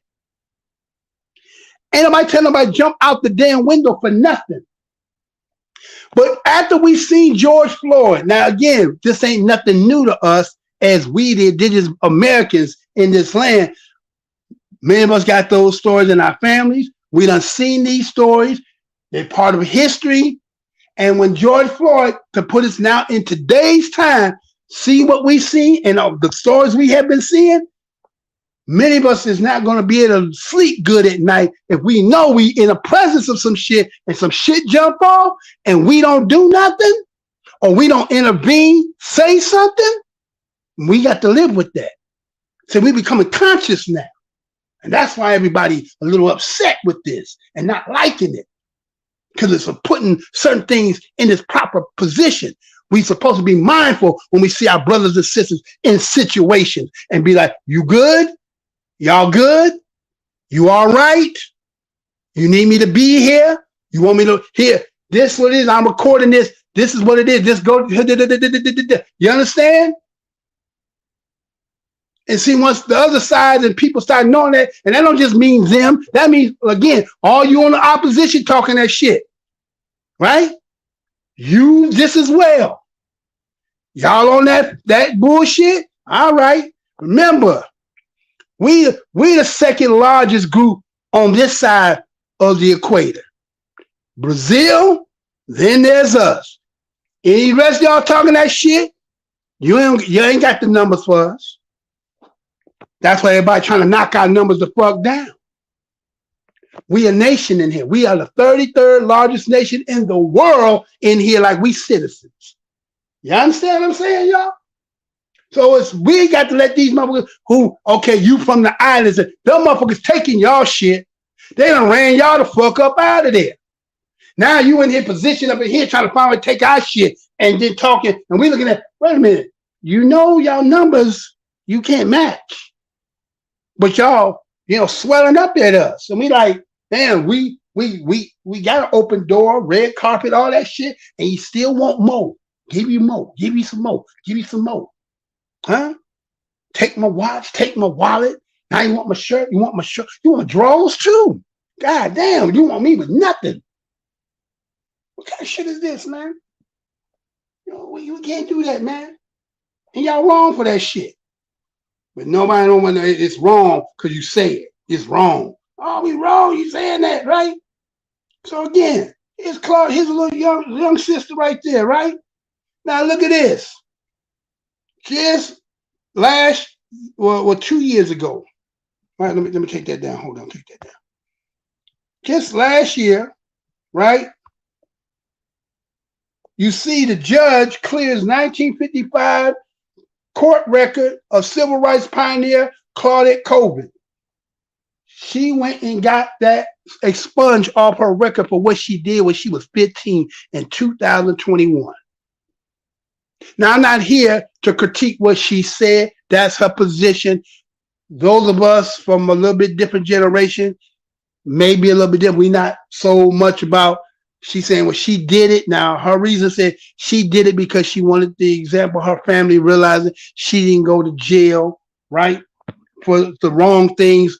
And I'm like, she an elder. I'm going to respect her word. But from my position, you ain't got to prove shit to nobody. We read the case. We seen what they put you in there for because you stood your ground about a seat because they feel like you can't sit next to them, right?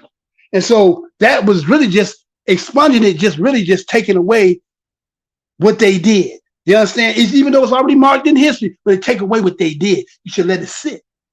Let it sit. That's what they did. Never be able to take that away from it. So what we do is we go back. So we say, take my record. Most High would already know you ain't did nothing. So what they got on that paper and all that false shit they be doing, that's for their system to, say, fuck us up.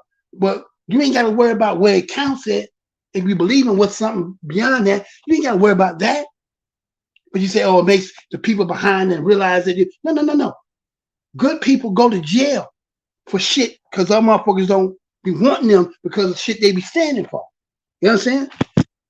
You see, how many times you see they throw motherfuckers in jail? It happens, right? But we giving her credit because, again, they didn't use her because she was too young, whatever it was. They also said that she had children, whatever it was, and then Rosa Parks fit better for her because she part of an association, all that other shit. We understand how they play that game. But she was the pioneer of that, and she coming again out of where? You also got Bloody Sunday, right?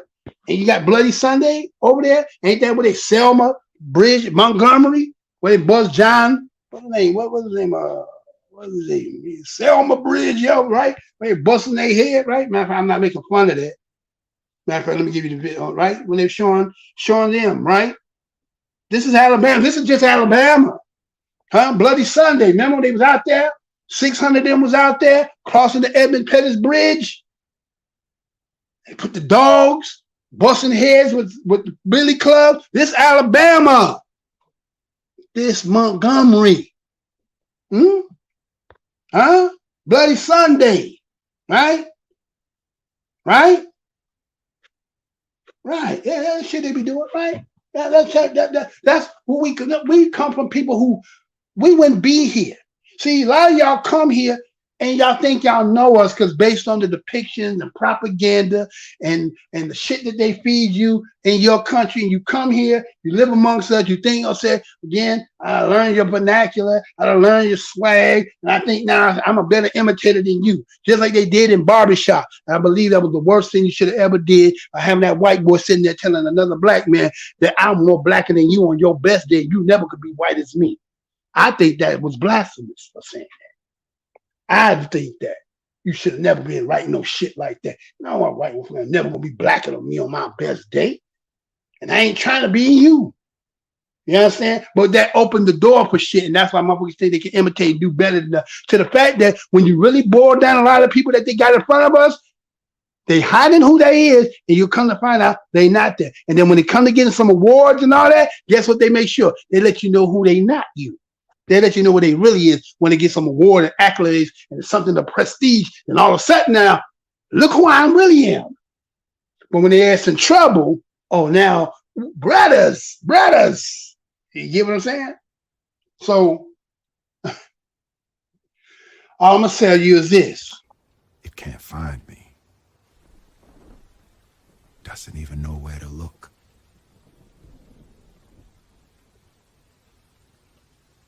And it dawned on me. Fear is not real. The only place that fear can exist is in our thoughts of the future. It is a product of our imagination, causing us to fear things that do not at present and may not ever exist. That is near insanity. Now, do not misunderstand me. Danger is very real, but fear is a choice.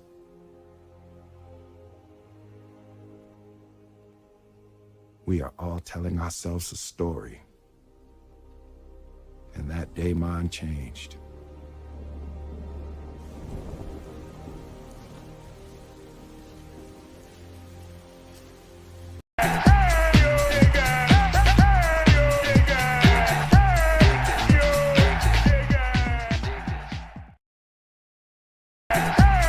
Were brought into the port of Mobile, and some historians are making sure they are not forgotten.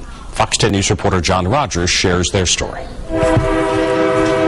Just north of Mobile, the old Plateau Cemetery sits in silence, hiding the memories of its permanent residents. But now, they're being reawakened. Many of these grave sites hold former slaves. This is one of the rare instances where you have documentation of where a group of enslaved individuals originated from and then eventually where they settled a community for themselves. This story dates back to 1859, when nearly 100 Africans were captured and sold into slavery in modern-day Benin, Africa. Historians say they boarded a ship called the Clotilde, the last U.S. slave transport. The Clotilde brought the human cargo to Mobile, where the slaves were sold. Years later, when they were set free, the former slaves settled into a community called Africatown, just north of the port city. Most were laid to rest at Old Plateau Cemetery.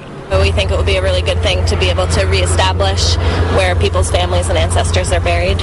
So these three historians from Virginia are mapping out each burial site. Right there.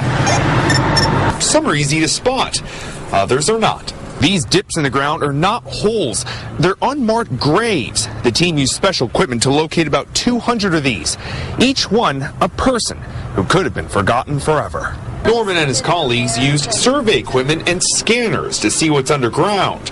There are around 2,000 graves here. Some are from the slave ship, while most are family members and descendants. But they all hold a common bond.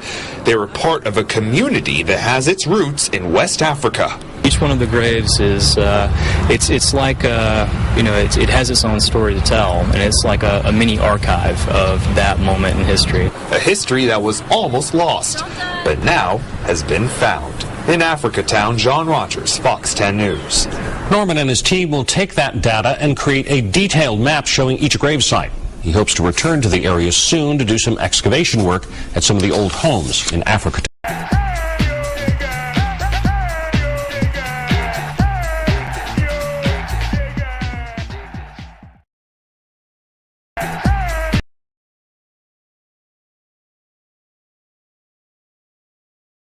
So we back, right? So now you got this story, right?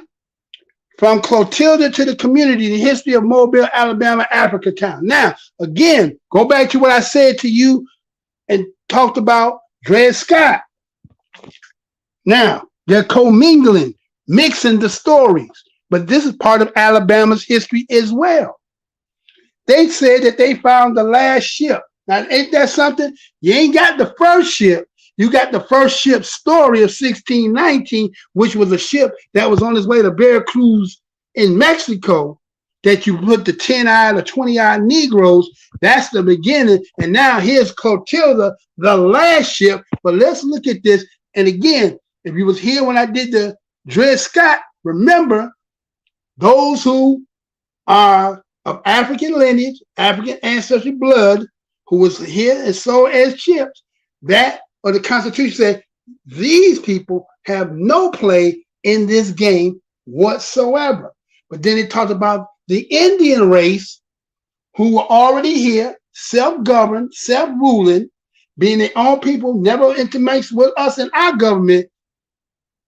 But what happened? Well, we're gonna see this. So as you see on your screen, it says July 9, 1860, the Clotilda arrived in Mobile, Alabama. On board were no enslaved Africans transported directly from West Africa. Wait a minute. Did you see what it says?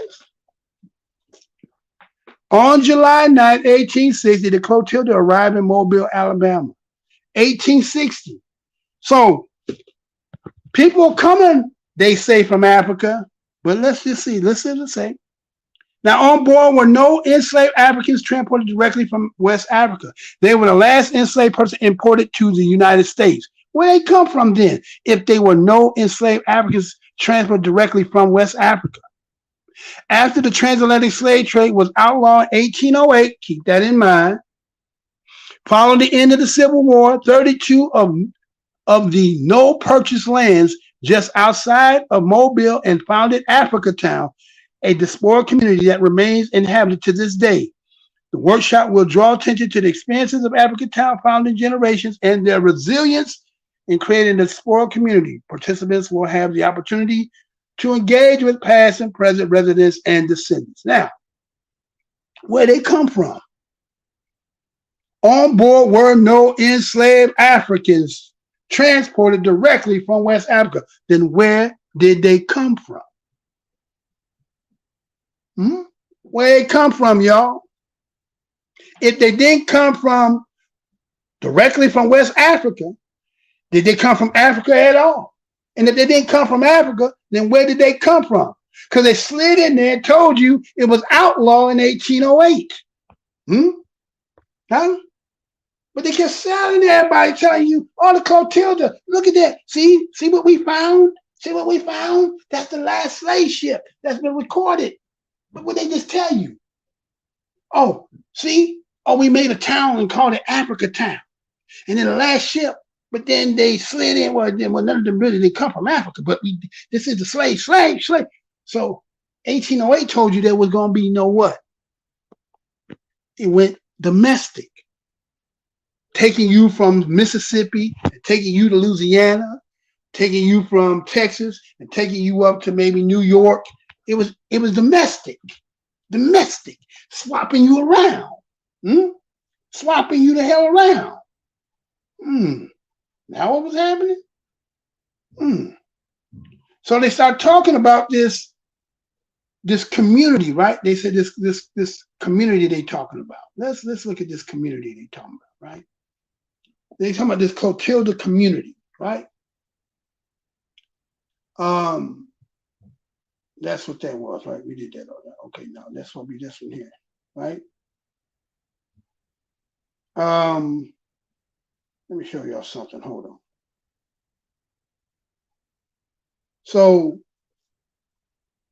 Africa Town, because of the name Africa, makes people, again, general understanding in your mind, you assuming Africa. You ever notice a lot of people are trying their best to make us African, and it's like they trying to make it like we hate Africans and all. And again, I ask a lot of y'all, you believe Africa is the origin of mankind because they found a bone that they say that's Lucy, and y'all done took that and ran wild with it. Let me say that one more again. Y'all done took the story about them finding a bone in Africa and equating that to that being you, and that the origin of mankind had to be there. And so everybody subscribed to that we all had to come from there. And yet you got people doing work out here, showing excavation and dating, and find that shit is older over here than shit older over there. Let me say that one more again. You're finding that shit is older over here than shit that's older over there. They finding that in the mummies, they finding the products that come from this land and wonder how the hell did they got that shit in them, and then they want to say they really don't want to, they really want to debate about that and try to come with a better explanation why they got cocaine in them, why they got tobacco in them, right? Right? All that shit, right? So with that being said, the one thing y'all got to understand is this. Now, let me show you this.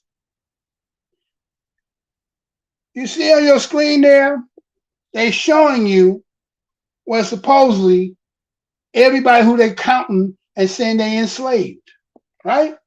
1770. Look what they're showing. Look at them numbers they're showing you, right? I'm going to add the numbers up right in front of your face so you can see. Let me add these numbers up for you. Let me add these numbers up, right? So we got those 504,008, right? That's what them two put together. Then we're going to add these numbers. That's 9,169.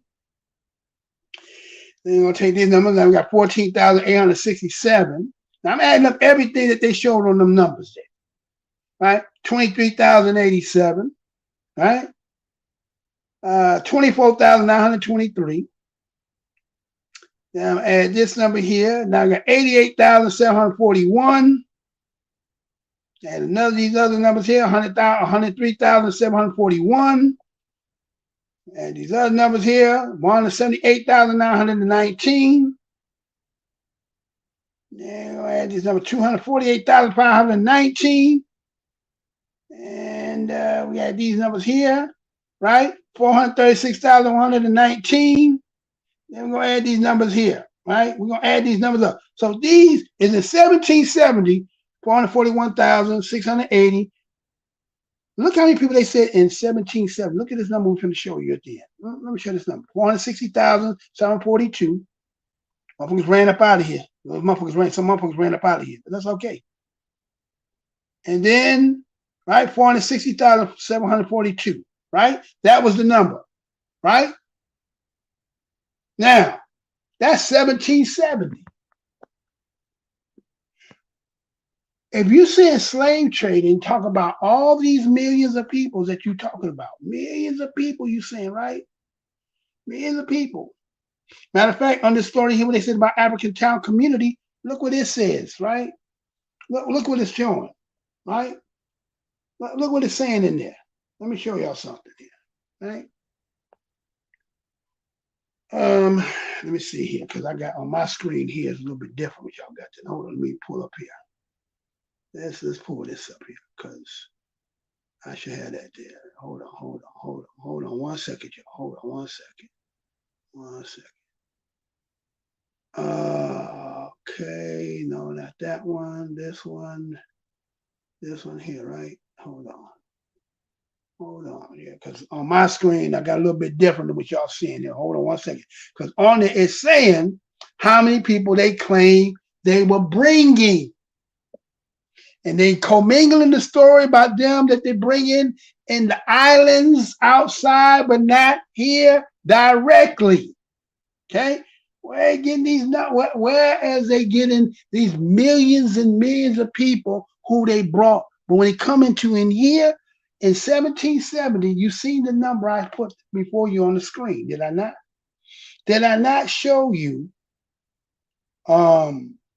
Not 441,680. What was the other? 460,742, right? 460,742 in 1770. We don't even have 500,000 people. In 1770, they're not even counting 500,000 of us. And then there's so many that's free. Okay? So many that's free. Let me show you how there's some bullshit to this story. You remember I showed you on there when it said that in 1808, right? Right? In 1808, that they banned international slavery, right? In 1808, according, they even said here, they try to say they did that. But let me show you what they did. Let me show y'all the trick here. Let me show y'all the trick here, right? Congress vote to ban slave importation March 2nd, 1807. You see what they saying there, right? You see what they saying, right? So accordingly, Congress, and if you understand the progress of Congress, House and Senate vote, go to the president, becomes law, right? That's what's supposed to have happened, right? And that's what's supposed to have banned international slavery, and that was supposed to stop the slave trade, right? Well, look what it says, y'all. Look what it says. Huh? I want you to see what it says. Hold on 1 second there. Hold on. 1 second. Oh, 1 second. I got y'all, right? We got it, right? Right? Okay. It says, on this day in 1807, Congress enacted a law to prohibit the importation of slaves into any port or place within the jurisdiction of the United States from any foreign kingdom, place, or country. The ban took effect January 1st, 1808. Okay, by the time the lawmakers acted, every state except South Carolina had already abolished the slave trade. This is the story they sell us. Okay. The legislation was promoted by President Thomas Jefferson, who called for its enactment in 1806. State of the Union address, who had favored acting the issue since 1770s. His view reflected the trend towards abolishing the international slave trade, which Virginia followed by all other states and banned and restricted since the prior decades. Okay? They selling this. You people read this. But look what it says that they actually did. Okay. Oh, okay, go back. Look. This is what they said. Look. It's called House Resolution 73. Y'all see that on your screen? You see that right there on your screen, right? In 2010, 2009 to 2010, look what it says, y'all. Recognizing, hold on, let me get on my screen here. Hold on. You know, people going to run because see, they don't see. This is what's happening, y'all. This is what's happening. This is what's happening. Truth is coming out. House Congress Resolution 73, recognizing. Does recognizing mean law? What does recognizing mean? The 1807 Abolish of Slave Trade Act, which banned the slave trade in where? British Empire. Ooh, I thought you were talking about here. I thought you said here. Allow for search and seizure of ships suspect of transporting enslaved people, provided compensation for the freedom of slaves. This was done 2009, 2010. This is when Obama was Obama there? Yeah, Obama was in. Recognizing what the British Empire did. I thought y'all did it. Oh, let me show what it said. This is the bill. This is the actual bill. Go look at it. What you see on your screen says, introducing House March 16, 2009, recognizes the 1807 abolition of the Slave Trade Act, which banned the slave trade in the British Empire. Allow for, why are they talking about the British Empire inside the United States if you banned it? I thought you banned it. No? So there was, then that something happened, y'all. Something happened. What happened? Do you know? Ever heard of the Barbary Wars? You ever heard of the Barbary Wars? You know who the Barbary Wars? You know who they were? The Moors? Right? The Barbary Wars. They blocked them. No more coming across the water. You did not have no partnership with Britain anymore. And so guess what? You have no defense coming across that Atlantic water, coming in them territories. You ain't got no business bringing your ass over here. So what did Thomas Jefferson do? What did Thomas Jefferson do? Right? They didn't have no trade with Britain. So they can't go out. So now you're talking about in 1808, 1807, ain't nothing coming from across that water in here. What slave trade? What slave trade, y'all? What slave trade at? So wait a minute. We know 1619 that's not the slave trade. You're talking about 1654, you're talking about a black man enslaving a black man that's in the court record, but it's not, it's him with his personal turning that contract worker or indentured servant into a slave. And then 1661, you claim that you got two white men and a black man who's supposed to be had ran away, and then the court had deemed the white man back to go back in indentured servant, and the black man is the first one that's going to be recorded in history as a slave. 1661, still no slave trade. Okay? No slave trade. Y'all keep taking Spanish, what the Spanish Empire doing and commingling inside of here. Spanish had its own thing going on. Those that end up becoming, now ask yourself this question. Those who became the United States, who were they? Let me say that one more again. Who were those of the United States? You heard of the British Empire? You heard of the French Empire? Right? Right? Who was the United States? Oh, the colonists. Oh, the colonists. Colonists did some moves and end up monopolizing and taking some shit. And again, remember they tore away from them. Remember? Right? Remember they said they had they war 1776 for the independence, getting away from their mother country. So now they were sucking up the tit of their mother. They couldn't go out beyond that. What slave trade? So the Barbary War. What's going on in this Barbary War? What they doing up there? Who they enslaving up there? Who they enslaving up there? Who the mugs up there getting enslaved by those coast, those pirates, and who they taking as for what they call ransom? Who is that they taking? Do y'all know? Do you know? Who that they taking up there? Who are them people they taking up there? Who are them people they taking up there? Who they taking? Okay? Who they taking? Remember?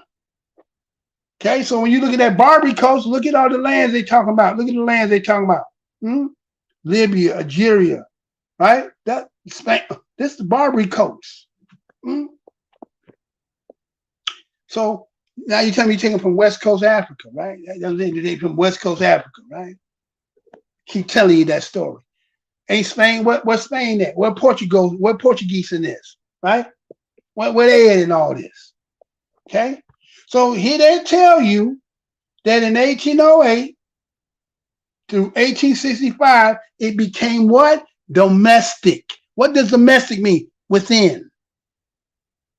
Within. Ain't nothing coming from without. There's nothing coming from outside. Everything is already within. I showed you in 1770 There was already not even 500,000.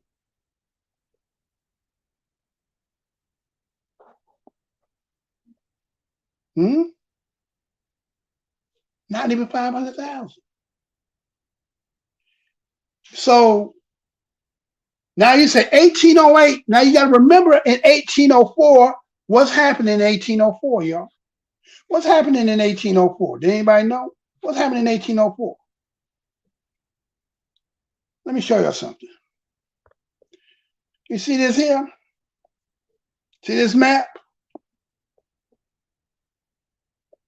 Now, if the middle part of that is French territory, and you end up buying it from Napoleon, which means y'all wasn't in that territory. Means you wasn't in that territory because that territory belonged to another empire, which would have been the French Empire, that you end up getting from Napoleon. Y'all said there was a secret deal with him that y'all end up buying from them. And those of you who watched the show when I showed you Charlie White, the oldest man that was ever recorded in the United States, told in his own words, said that when they bought that, that was supposed to be the place they were going to send us in. To separate us from them. Okay? What are you talking about, Mr. Blowsurmind? Well, let me show you something. Let me show you something here. Let's see. Hopefully, do I got that on here? Let's see. Where he put me at? Yeah, I got him. Okay, let's do it. Let's go here. Let me show y'all this. Hold on. Hold on. Hold on. Okay? Let me show this here. This individual here, his name was the same. He's a Napoleon Bonaparte Browder. Browder. Broward County. He was called an arms smuggler as well as a racist. In 1907, Browder proposed that every black person be physically evicted from the state, according to the Sun Sentinel. Browder was an unapologetic segregationist. In September 2017, a Broward County lawyer named Bill Gellin published an excerpt of a forgotten document that Browder wrote during his term and may have delivered as a speech. He called upon Congress to purchase territory, either domestic or foreign, and provide means to purchase the property of the Negroes at the reasonable price. Again, buy the property from the Negroes that they already had, transport them to the territory purchased by the United States. White would not be allowed to live in that new nation, and blacks would not be allowed to return to live in the United States. This is the colonization project of the 19th century. Remember the Colonization Society when they went to Liberia, and some of them went to the British took theirs to Sierra Leone, and the American Colonization Society took those claiming that they took of the free blacks and took them to Liberia. But remember what Charlie White said, that he was in Liberia and they brought him from Liberia and brought him in here. Did he not say that? Those who paid attention remember. Remember Charlie White said he was a little boy and they tricked him to getting on the boat, talking about they had fritters in the boat, which is fritters is pancakes. And then what he would do, go down in the hole. He said, yeah, the syrup tree is even down low. And he go down there, and him and a couple others went down there, and the boat stopped moving, and that's how they stole them. And when he got here, they was in Louisiana. Okay? He was in Louisiana. Okay? So is that how you getting mugs in from Liberia? You bring them from Liberia? Again, because you got to remember when they set up the Colonization Society, they're giving them guns to fight against the natives. Remember, they even calling them settlers. They ain't even calling them Africans. They already know you're not Africans. You're settlers fighting against them to maintain that land. And so when y'all had war, prisoners of war, what did they do with theirs? Did they send them here?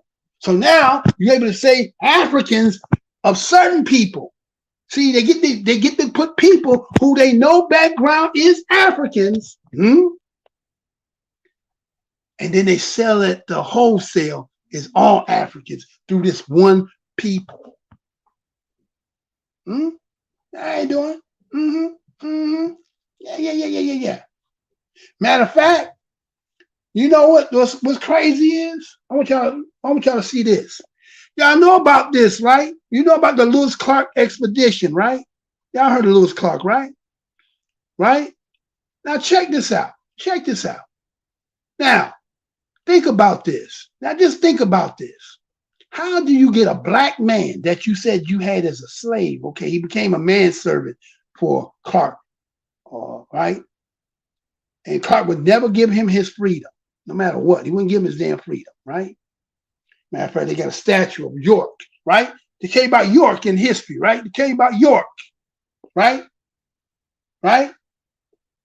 And so, based on York being able to communicate with the so-called Indians, now you have to ask yourself, how the hell is he's an African? How can he communicate with people and talk to them like they speaking English? Yeah, you know what I'm saying? And remember, they in this territory here. This is the territory they had just bought from with Thomas Jefferson. So that means that part that you see in the pink had nothing to do with the 13 colonies. Had nothing to do with what was going on. Just that little area there, that little square there. They don't even have Florida. So what territories are over there? Is Alabama over there? Is Arizona over there? You know what I'm saying? Okay. Now, the reason why I'm saying that, because we're going to go back to Alabama. Because a lot of people not understanding that Alabama, do you know where the 5 civilized tribes coming from? Do you know where the 5 civilized tribes, those tribes that they called that became the ones that they end up on the Trail of Tears, that became these so-called Native American people? Out of Alabama. Out of Alabama. Right? Alabama. Right? Because see, when they show you, now again, I show this picture not to be disrespectful for any of them people that you might see, but that's the way they were, right? That's the picture they taking. Now, you know, he did that, right? Now, look at them, right? They got some melanin in them, correct? They got melanin in them, right? And what they was fascinated about, they said about York, is they were saying that he had that spirit and that God in him, and according to the way they write that story, that they was like, man, go ahead and do like, what's that dude named Adam 22, let somebody bone his wife, so he feel like he could get the power from after him after he got up in there. And that's how he was able to get all these relations and shit that Clark and Lewis was able to be able to facilitate. It was York doing all the work, but you got to ask yourself, how are you doing that? He can't communicate with a motherfucker. How's this happening? How is that even happening? Right? So there's a picture that went out here. Okay, now they looking with some melanin as these people that they depicting as Native Americans, right? But let's go look at the Caribbeans, right? Let's look at the Caribbean. Let me show you something.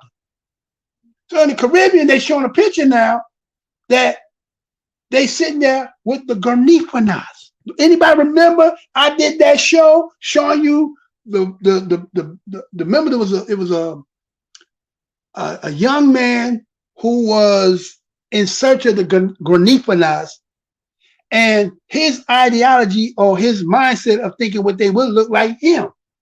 But he ended up going there, and remember he ran into him. Remember this? He ran into him. Huh?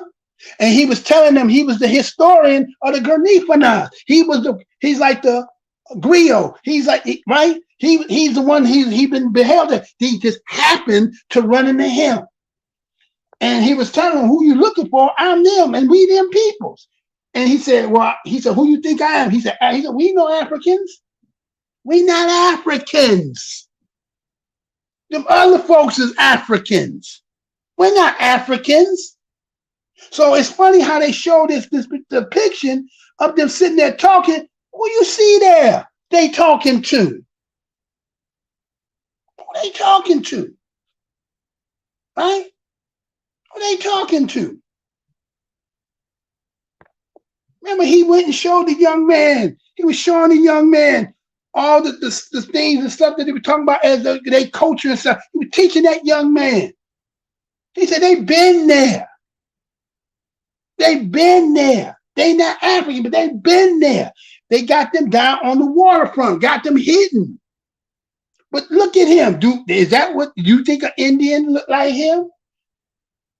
You would know. You say he African. He'll tell you straight up, he not African. He a Granifana. Okay?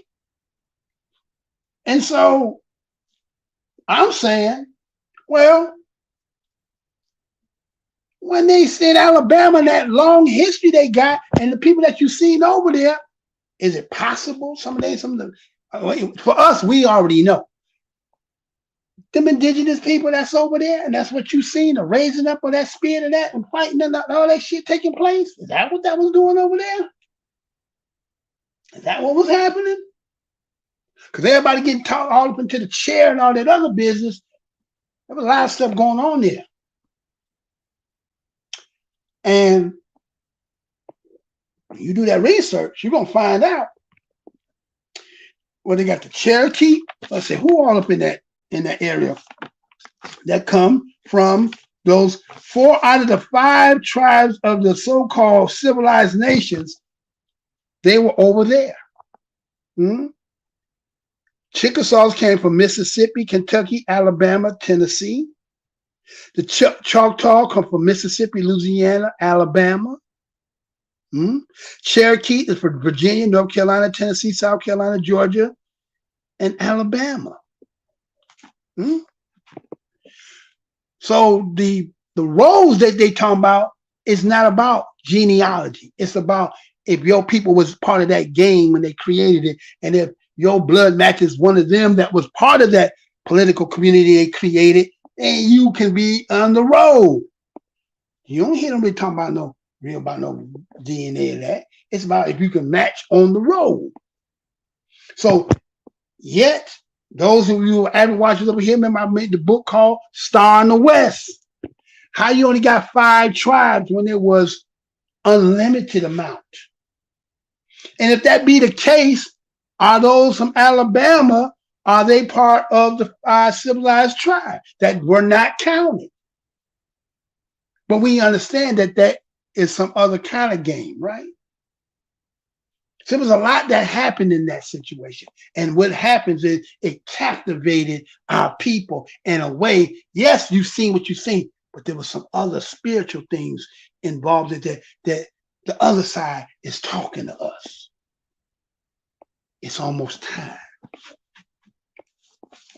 It's almost time. You know, something in there cooking in the brewing. There's something in the oven that's almost done. Other side know what time it is. Still got us somewhat in the dark, but moves are being made. And so it's kind of funny. I've seen this story. I don't know if y'all seen this. And I'm going to get to the end of this. I'm already going on the 3-hour mark.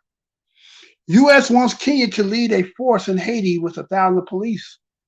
Watchdog says they'll export abuse. Now, wait a minute. You want me? So the U.S. is asking Kenya to go into Haiti because it's in chaos and disruption.